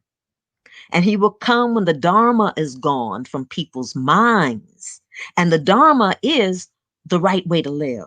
When people no longer know the right way to live, that's when he will come. Hmm. And the prophecy says that Matreya, who is now a bodhisattva, so he would be a youth. When he comes here with youth, he will be born amongst the Nagas in the West. Wow. So I took that as the niggas in the West, Well, and the I turned Nagas. him in. Yeah. Well, we're the Yeah, Nagas. I turned him into a chilly homeboy. You know, the Nagas in the West, the niggas in the West. He's a chilly homeboy. Now, what you see, the large images of snow lion. The snow lions protected the Buddha, Gautama Buddha.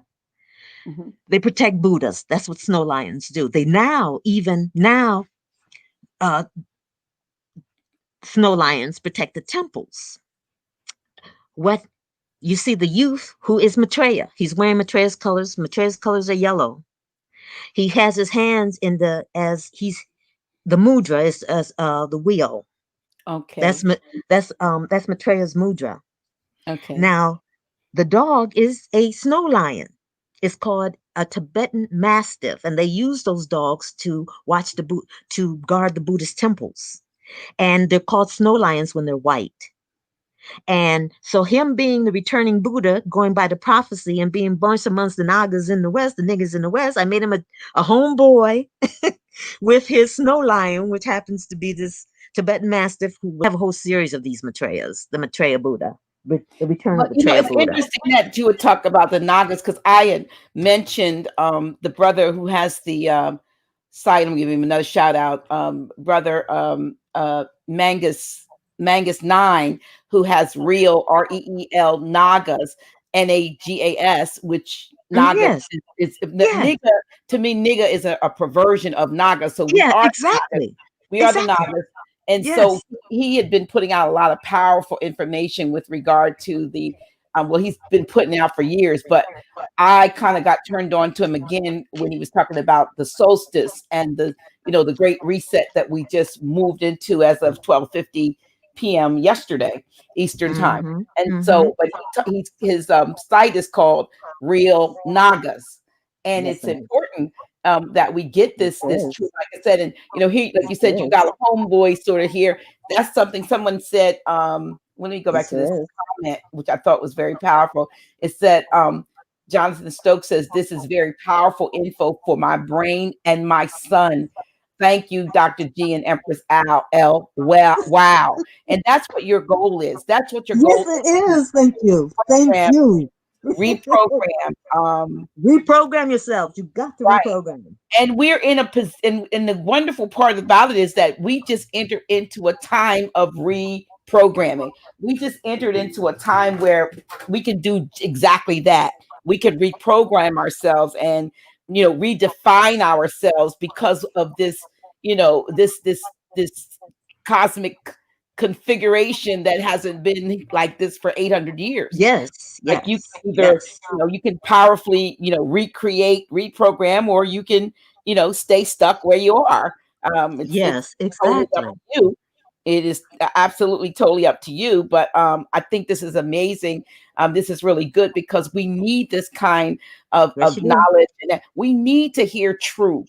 Our people need, we've been so programmed with, like you said, fear and Yes, victim trepidation consciousness. and so How in the world you're a victim? self-loathing, all of these things that Yes, we have yes. we have been. I know I put something up yesterday, and I was looking at it. I said, "Happy winter solstice 2020 and great conjunction," and I used the scripture that says, I just use a part of it. It said, "Old things have passed away. Behold, all things are become new.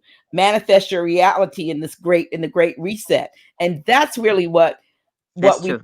what we have, Yes, and this yes, kind of yes, yes. reprogramming of the mind. Most definitely. Imagery. Must use images. Yeah, you have to use, one of the things, I did some training years and years ago, and one of the things they talked about was how you needed to employ what you see, what And you here. say, maybe, and what you write. You need to speak, you need to see that Almost thing. definitely. Yes, what you do. You need to Exactly. write that thing, Exactly. say that Yes. thing, and see Yes. that thing. Right. And You those are the create yourself by yeah, the words you speak to yourself. absolutely, Yes, you absolutely, do. Yes, you do. absolutely. This imagery and this beautiful art, and I don't know where I don't know where you're going to have your exhibition, but I don't know whether you want to put them in a book or put this in a. I'm putting these in books, but all the whole write up about them, each one. Okay, There's yeah. there are pages of write ups about each piece you've seen, because I only told you a little bit about each one of them. Mm-hmm. Well, I know I'm not. Well, I'm not going to put your information. Well, you can give them. You can give them my email. I am a universe. Okay. You can give them that. Okay. All right then. And you asked me about selling them. Now, if anyone knows of someone who may be interested in me exhibiting, but I would prefer, because these pieces are so powerful, I don't want them just to be in someone's house and over their sofa. Other people need to see this, but I am offering and can offer prints. Well, yeah, well, that might, that might be a good thing. But I think if you took these pictures, and printed and put them in a book along with the Yes, that's what I'm knowledge doing. and That's what I'm history doing now. that goes That's what along I'm with it. doing. To see them is one thing, but then to read the Right. background for it, That's what I'm what working you're on now. saying, That's what my book is. That's what my book is, Dr. J. absolutely. And I think that is what is power pack. That's going to really give us your teacher, what all those, Yes, I do. all those faculties does. I think I have. So let's put up another one. I think there's one more that I have. Apparently I didn't download. Yeah. I missed a couple, but then here's this one. Anybody know who that is? Anybody? Anybody? That's ABW.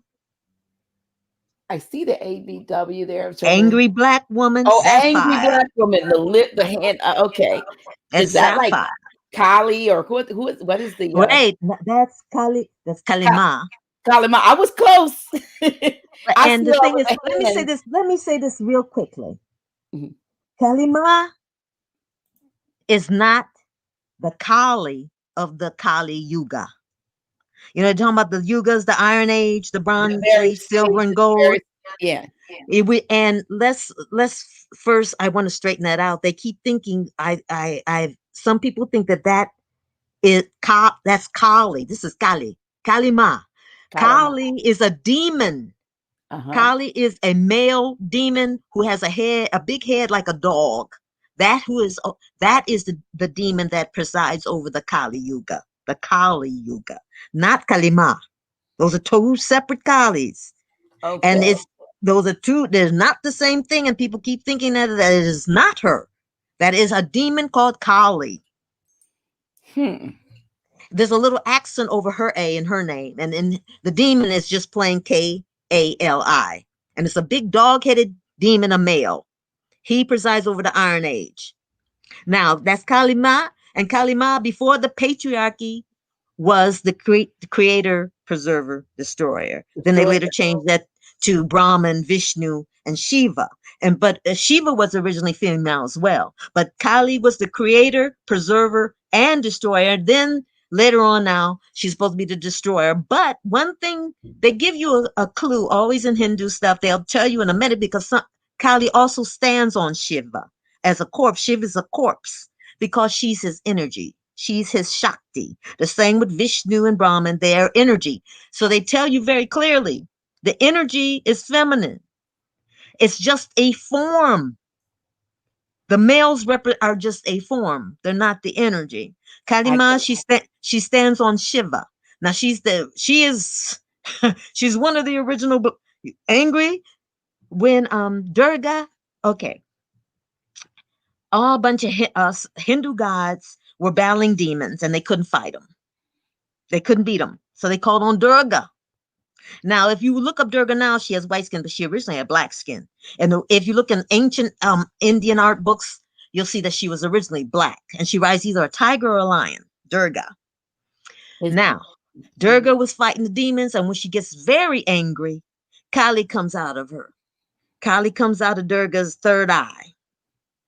Kali is something. Kali goes and just slaughters. She has a big tongue to lap up blood. Kali goes berserk. And the only way you can calm her down, how did he calm? Let me think now. How did he calm Kali down? I'm trying to remember. How did he calm her down? Oh, The only way basically you can calm Kali down is um Kali, what did he do? Was it with children? I'm trying to remember. Because Parvati is the calmer side of Kali. And the only way you calm her down is with children. And that's a whole nother story. But that's Kali, and Kali Look, is I there have a she is. Kali, Galima. Kalima. Galima. And so she, and no one can beat her. You just, and as you can see, she has the now those are what's around her neck are the 50 seed syllables. They're the what would be in mantras. They're the power words, power syllables. And you chant one and it brings power. And people don't talk about that now when they talk about that's what her necklace is, the little heads. And the arms represent non-attachment. You're not supposed to be attached. And so that's what that is. The angry black woman came from original. There are other spiritual archetypes as well for the angry black woman. I have other ones with sapphire but this is one of them. Kalima. Wow. I let me put your while I'm doing this, I want to create the email address that they could contact you via email is. Yeah, the one you use. Yeah, but I don't know what it is. I don't know. Let me see. I'm a universe. I'm a universe. I am a universe. Okay. Yes, all one word. I am a universe. Okay. At yahoo.com. Okay. Okay. I am a universe. I think that's right. Okay. I'm going to put this up because Empress L. Oh, I see the ones. I know the ones you missed. I remember one of the ones you missed. Okay, which is I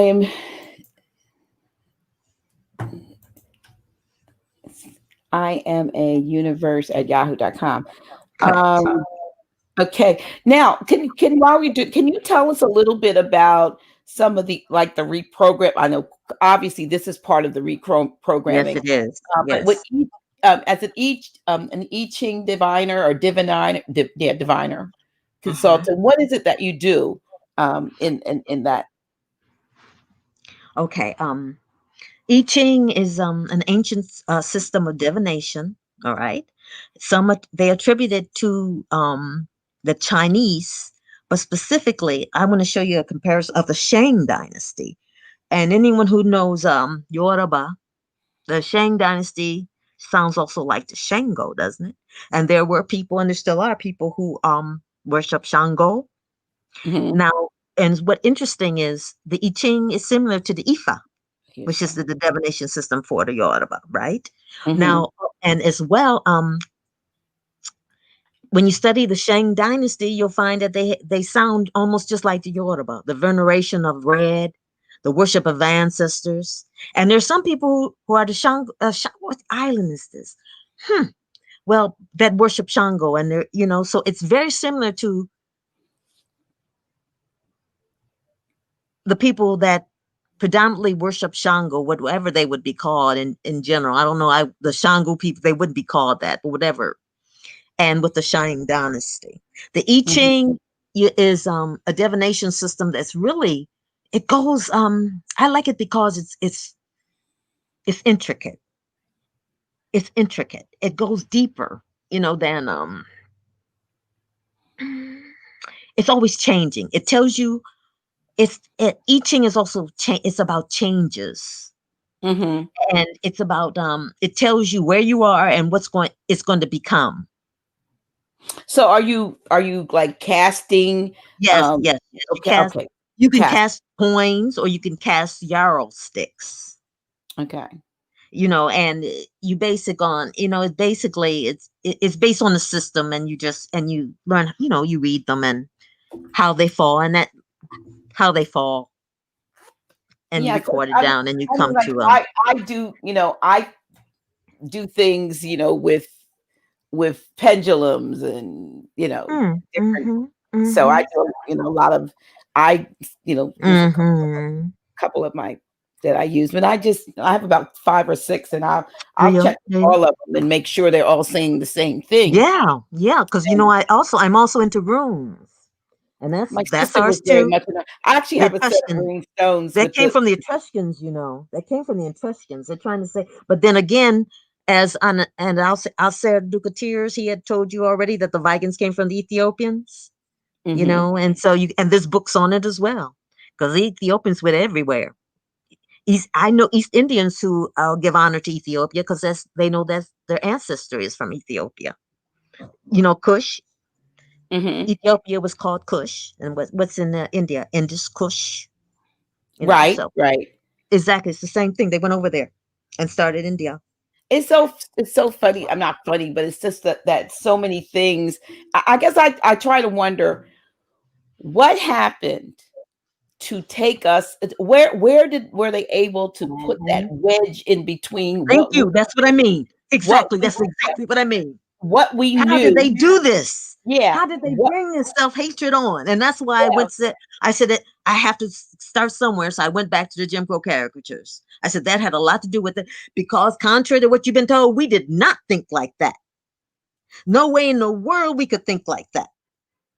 And all they tell you that nobody apologized. How is somebody going to apologize for being dark or looking when darn everybody looked the same? People weren't going by they were going by what your nationality was, right? Right. That was what was important. What your tribe was, what your nationality. And enemies could look exactly alike. That's one reason why there was scarification and that type of thing, so that you could tell one from the other. If you saw Hmm. a certain scarification or tattoo on someone, you knew what tribe they were from because people looked Okay. alike. This was the differentiation from a tribal Yes. standpoint. So when you were in battle, you know who was who. Hmm. That's just one example. I mean, come on. They just changed everything around. Nobody apologized for being so-called black. They're the ones that wanted to be us. We didn't want to be them. But how did this happen? And I'm still going, now, how did this come to this? How did this self-hatred, where did this come from? And that's what prompted me to do this whole series. And like I said, it's an ongoing series. I'm Well, I still did finding all find. kinds of things, huh? I found one more. Let me bring this up. Okay, So which I one? just put. I Yeah, just. I'm glad you found that one. I That's the let me move. Matreya Buddha again. Let me And move. that's him and his niggas. His Now, nagas. exactly. Now, the Mhm. Nagas, remember, were serpent people Mhm. and they had powers. And here's Matreya. He's as a chili homeboy with his niggas, his boys, his His Nagas, nagas. his Yes. niggas, my niggas, my Nagas. My And nagas. that's with him with his. And if you pulled up if you pull up some statues, ancient works of Buddha and even Vishnu, they always have the nagas around them in a nimbus. Hmm. Have you seen those with what they have the nagas around them? The I, Buddhas, yes, they'll show you Buddha will have nagas around him, and so will Vishnu, and that's what I took from that and made Matreya as he comes here now, the not born amongst the nagas niggas in the west, and his boys, his nagas, his niggas, and this though is Buddha. Was Gautama Buddha when he was a baby, and those are nagas. Those okay. are nagas.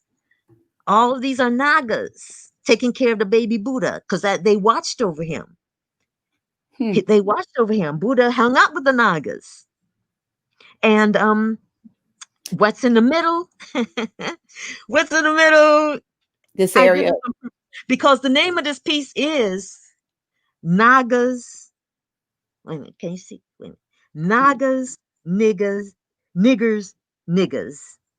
So my Nagas, this is Nagas, these are niggers, and this is my niggas, which is the slang, right? Because it's Hmm. all the same. What you see here is that poem is called 10 Little Niggers.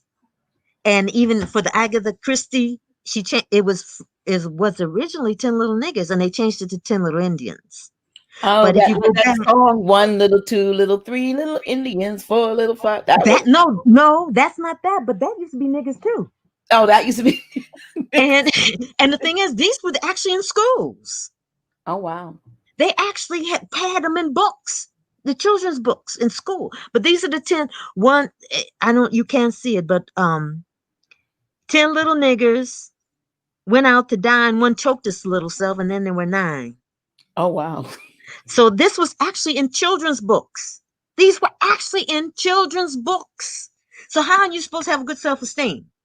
So Mm. these came out in the early 1900s, etc.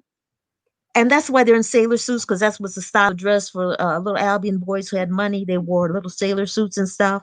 So I Mhm. put the original poem, and they all died. All the little niggas got killed. They all died with a smile on their face. Oh, But my. that's what the top one is nagas, the middle is niggers, and these what Matreya are his nagas, or niggas, his niggas, as the slang is used. My Mhm. niggas. So that's what I was putting my way of putting the correlation and the prophecy of the returning Buddha together. And these, as I said, are the nagas with the baby Buddha, Gautama. That is, and you know, interesting. I have a book called I think it's called something like Jesus, when Jesus lived in India. Of course, we know Mm-hmm. Jesus is, Thank you. didn't exist as far as the J and all of that, No, but no, the, no, the no. character, when somebody who was enlightened went to India, the one that they based this uh, biblical narrative on, was someone who actually spent time in studying in India and had a Yes, lot exactly. of, yeah, Yes, which yes. we were also. We were, our That's influence us. is really global. And to That's say us. that it was We, just a group of us, that we just came from West Africa to oh, here, please. ended That's up not being, even true. no, And the we thing is, yeah, we made that as I was cut. telling you, the ancestry is Ethiopian for Mhm. India.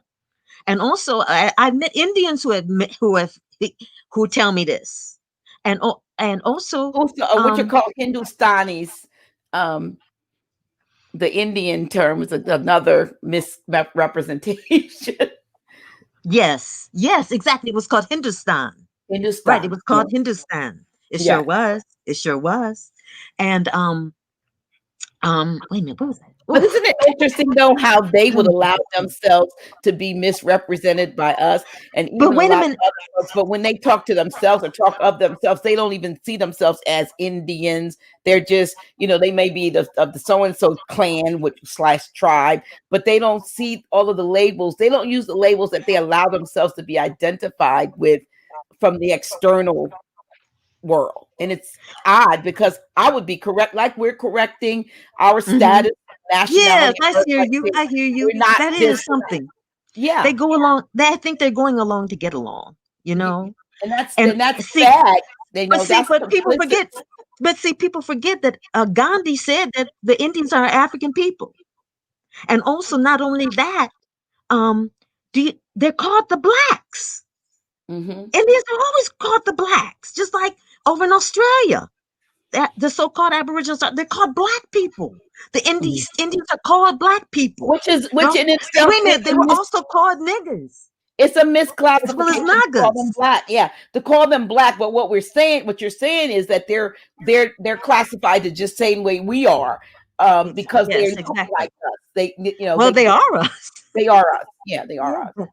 us. Bleached out now. They're getting really bleached out, like the Mexicans and all the rest of them. Or us, But who are Moors. yes, exactly. That's why I brought the Mexicans up. Yeah, Yes, we're they yes. we are have allowed ourselves to be misclassified, reclassified over and over and over again. And hopefully what's happening with this change of moving into the Aquarian age, perhaps more people will be open to the truth about their nationality and their birthright. We hope that most definitely is the case. We have about 6 minutes left. Oh, I want to Empress say one L, thing real quick. yeah, Huh? I was going to say, I want you to take these last 6 minutes or five Boy, minutes. time went by, didn't it? It sure does when we're Wow. having fun. But I want Wow. you to, whatever, and I'll have you back. You know what I mean? I'll Oh get no, you. are there any questions? Oh, thank you. Yes, I would. I'm honored, Dr. G. Thank I'm you. gonna look and see if there are any Are there questions any questions? or comments. Great information. Let me see. Let me see if there are any questions. Self-correcting words. Yes, absolutely. I need to scan back up. They have candles in the south and cold nigga toes. I'm reading different things. Beautiful. I think this has been very somebody said nagas hold you down, and one of the disciples cut the Roman guard for touching Jesus. Yeah. Yeah, those were, I guess those 12 were his nagas, right? Huh, yeah, uh exactly. My niggas, my yeah, nagas, my the nagas. niggas. Yeah, yeah. Yeah. So I'm just looking to see. I'm gonna let you take this last 5 minutes now and give us some Any questions? You great have a info question? on caricatures. I don't see any correction. I mean, any correct questions, but just a lot of comments and good comments. You know. Well, thank you, people. Somebody said they saw a movie Sapphire last night, and the Aboriginal Australians were called black. I was Yes, blown away. exactly. Yeah. Exactly. Yes. Yes. Thank Yes. you, introverted monk, for offering to send a picture of the knickknacks. Oh, yes. That'd be I'll share it nice. with Empress L. If you do that, you can send Thank it to you. what is my email address? Well, glitch ccm or Dr. Naila L at gmail.com. You know, any of those. I'll make sure. Can we purchase any portraits? A school book series. Question is there a school book series coming? You know, I hadn't even thought of making it into a school book series. That's interesting. Oh, goodness, that's an excellent Someone is idea. asking me for overtime. Well, I can go over a little bit of time. I just want. Oh Well, my gosh, that's a good because I was writing this. I'm in this process of writing this book and it's for adults, but a school book series would be fantastic. it's I certainly. hadn't thought about it putting it for children. I think that would be, matter of fact, it probably is something that, children and adults can enjoy together. So kind of think about children are so intelligent now, you know what I Yes, they mean? are. So, with Hmm. pictures and imagery. So you might be able to make it in a way that a parent could read it to a child and they would both be getting something out of it. Yes, yes. Yeah. So wait, anyway, always enlightening to our. Oh, right. Incredible show. That sounds great. Yeah. Well, I know you will keep me posted as to when that book is ready, because I'm Yes, pretty I sure will. that Yes, I will. the office hours, the House of Reawakening Minds audience would love Oh, wonderful. to be Wonderful. able to get a copy of the book, and also to just to let you guys know. I know those of you who were on the other day, and I'm going to give you a few extra minutes so I say this. When Grand Sheik and I were on Friday, and we talked about my book, I ordered 100. I have 100 copies of my book coming in. I have a reprint coming in because people are asking me how they can get my first book. Poetry is the musings of other cover writers. So if you are Mm, interested, nice. reach I out would like to that me. myself. Yeah, reach out to me because I've already put the order in. I hope that I'll have the books maybe next week. But given it's the Nice. holiday, it may be week after next because they got to print them and get them to me. So I would say by the first of the year, I'll have 100 copies of my book that I can get out to people. So with that, Empress L, this has been such a wonderful, enlightening, informative I session. thank you. I thoroughly enjoyed it. Thank And you. I want to, give you the opportunity to give us, any additional information you'd like to share Well, at this time. actually, we don't have much time, and if I start on No, we another have as topic, much it's going to time as take. I can give it, but go ahead. Oh, well, um, as I said, the major reason was because it's very it's sort of painful to watch children when they're in that state, and you have to wonder where they got it from. So you must reprogram yourself. Remember, the first love and the last love is self love. I You love have that. to. And what happened? I want to know what happened to self love, because there was a time when people did address that. They did try to teach you to love your hair, love your skin, and what happened? Okay. because the Albions have turning these people who you think are celebrities for whatever reason, and they're not even. They have things done. They bleach. The weeds. I mean, what happened? I mean, how did this happen? So you have to really go deep because it's deep. And don't forget, things are not just stored. They're stored in your DNA. Yeah. Things are stored in your DNA. They're stored in your muscles. So you have to reprogram yourself. And so imagery is one of the ways. Another way, of course, is with sound, because that's another way that they use to brainwash you. If you listen, sometimes this is what I've done, and I did it by accident. I'll be in another room and someone I know is watching a movie or a TV show with us in it, and I'll hear something that I wouldn't have heard if I was watching it. I've heard them, I've heard them say nigger, subliminal. It's like, or especially if there's a loud noise. Mm-hmm. This was a movie with Idris Alba Mm-hmm. and this other guy, and they were fighting, and the loud noise. You watch those lights. They put stuff in those bright lights. They put stuff in that loud noise. And when the loud noise came up, I heard nigger. Mm. Oh, another time I've heard all kinds of things. I heard white supremacy under some words. I wasn't watching. I Mm. wasn't watching. So Tom, sometimes just go off, and if you're going to listen, just listen. And they're injecting things. It's like a desperation move, I guess. They're just trying everything they can. But it's very important for them to keep you with lower self-esteem. You can do anything to somebody who has low self-esteem. You can do anything with them. And I Mm. mean, just look around. Just look around. So it's extremely important, and that's why I created this particular series of work. And this Well, is some of my milder stuff. This is some of well, you my know milder what? You stuff, to be maybe honest. perhaps you may want to. I don't know whether you do workshops or Yes, I do. webinars and so forth, but perhaps once Ah, you have your certification, you yes, could do some yes, webinars, and we certainly would be glad to help that's promote that, wonderful. or even get That's you. wonderful. I'm working on some stuff with some enlightened sisters and empresses for Nice. 2021. That we're going to Excellent, do excellent, a excellent. series of some webinars, and I'm grabbing different, trying Yes, to not grab, but in list different sisters who have various strengths to come on, yes. and let's do what you're talking about. Let's reprogram, Must, and must. let's provide erudition and No, erudite because training. let's not Yeah, forget, they always tell you the mind is all, right? The universe is all is mental. mine. Don't they That's what always say the the Italian mind said. is all? All is mine. All is mine. So And you you are have what to you think. reprogram you. You have Yes, to. and you're right now, as I said in my piece, the universe has written you a blank check, and you might as well, it's up to you as to how you're going to, deal with that. As a matter of fact, before we go off, I'm just going to read what it is. Okay.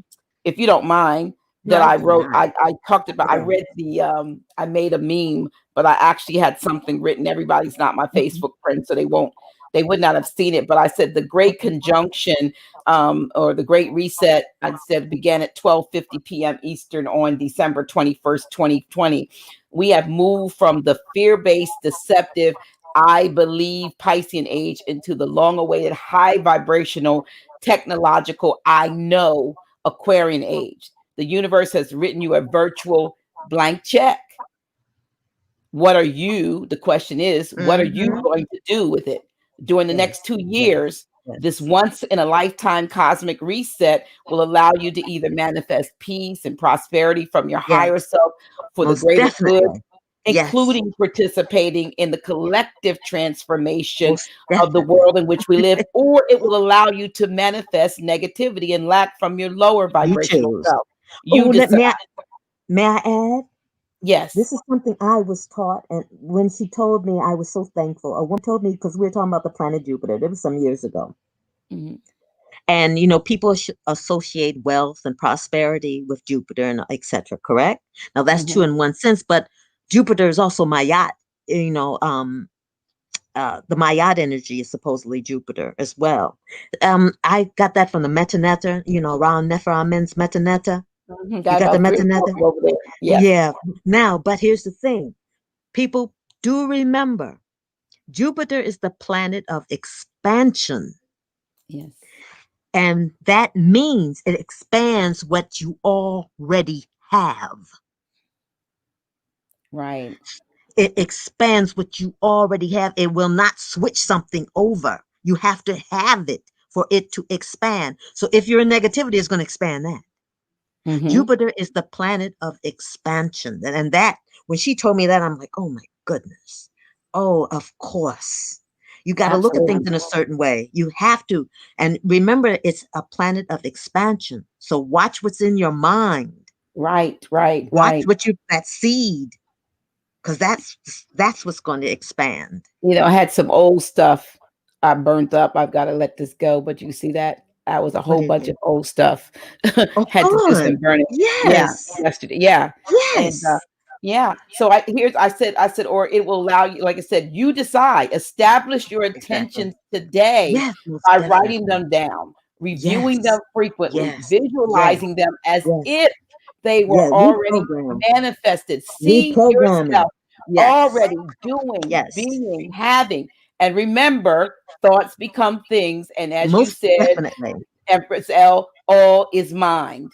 Yes. Yes. So, Yes. this is your opportunity to rethink, reprogram, and so these types of programs and shows, I hope, are expanding your consciousness, expanding your desire to learn and to know more, and to even to correct some things. If you didn't do it yesterday, please, by all means, write down Most all of definitely. the things that Yes. you Yes. day, because we're in this energy for about 2 years. So yesterday was like at the strong point, but it's not the only time. This is something you should be doing like daily for the next couple Sure of years. should. You should be working. Everybody should be working on vision boards. They said write the vision, make it plain, so they that read it can run with it. Well, you need to read it and run with it. You need to make a vision board about what you want and put it somewhere where you see it every day. And so you can start to manifest what you see and what you say and what you've written down, or what you've torn pieces of the words out of a magazine, if people still buy magazines, and pasted them. But you know what? You can make a vision board online nowadays. You know what I mean? And so just know that you are in a position to create or to manifest or to change, or, as Empress L said, to expand. But make sure you know what you're Exactly. expanding. Exactly. Exactly. Yeah. So listen, I thank you, my sister, so I thank so so you. very much for Yes. sharing your beautiful gift, your artistic gift, and your scholarly knowledge and research with us. This has been, for me, an amazing show, and I am hope I know we're going to get you back. I hope Yes. that you Thank get the you. certification sooner I than later. will. I so Yeah. that we can do this. We can do some more of this. Most definitely. But I mean, everyone that is making comments, by and large, great show, great Love show, you great people. show, Love you. and we thank you. Love yourselves. Yes, we thank you. Islam. Thank you so much. Thank you so much. We're gonna go out. Well, we can go out rocking with my Dr. Yes, G rock. music. I love that. I do too. It's kind of, it does something. It just does something to the to the spirit. But I want to thank you all for tuning in. And like I said, here's Empress's email address, and we'll see you, hear from her next time, right here Yes. on Yes. Office Hours with Dr. G. Thank you so much. Enjoy the rest of your evening.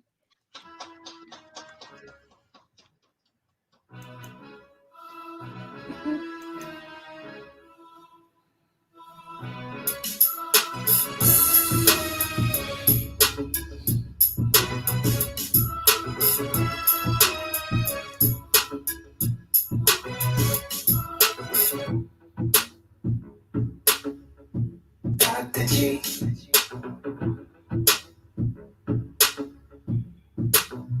Really?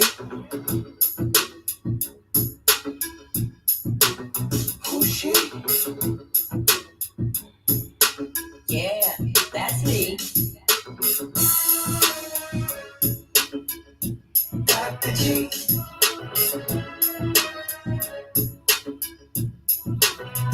Really?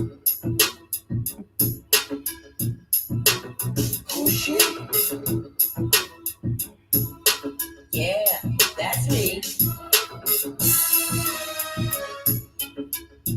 Dr. G.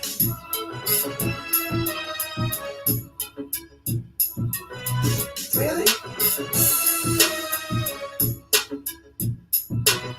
Who's she? Yeah, that's me. Dr. G.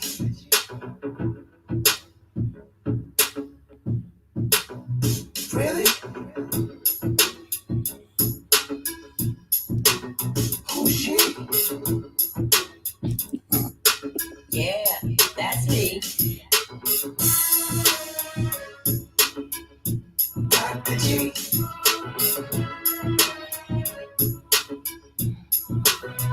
Really?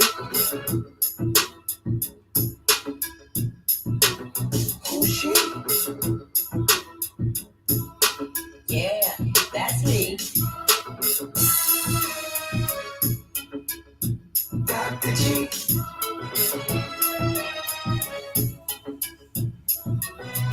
Really? Who's she? Yeah, that's me. Dr. G.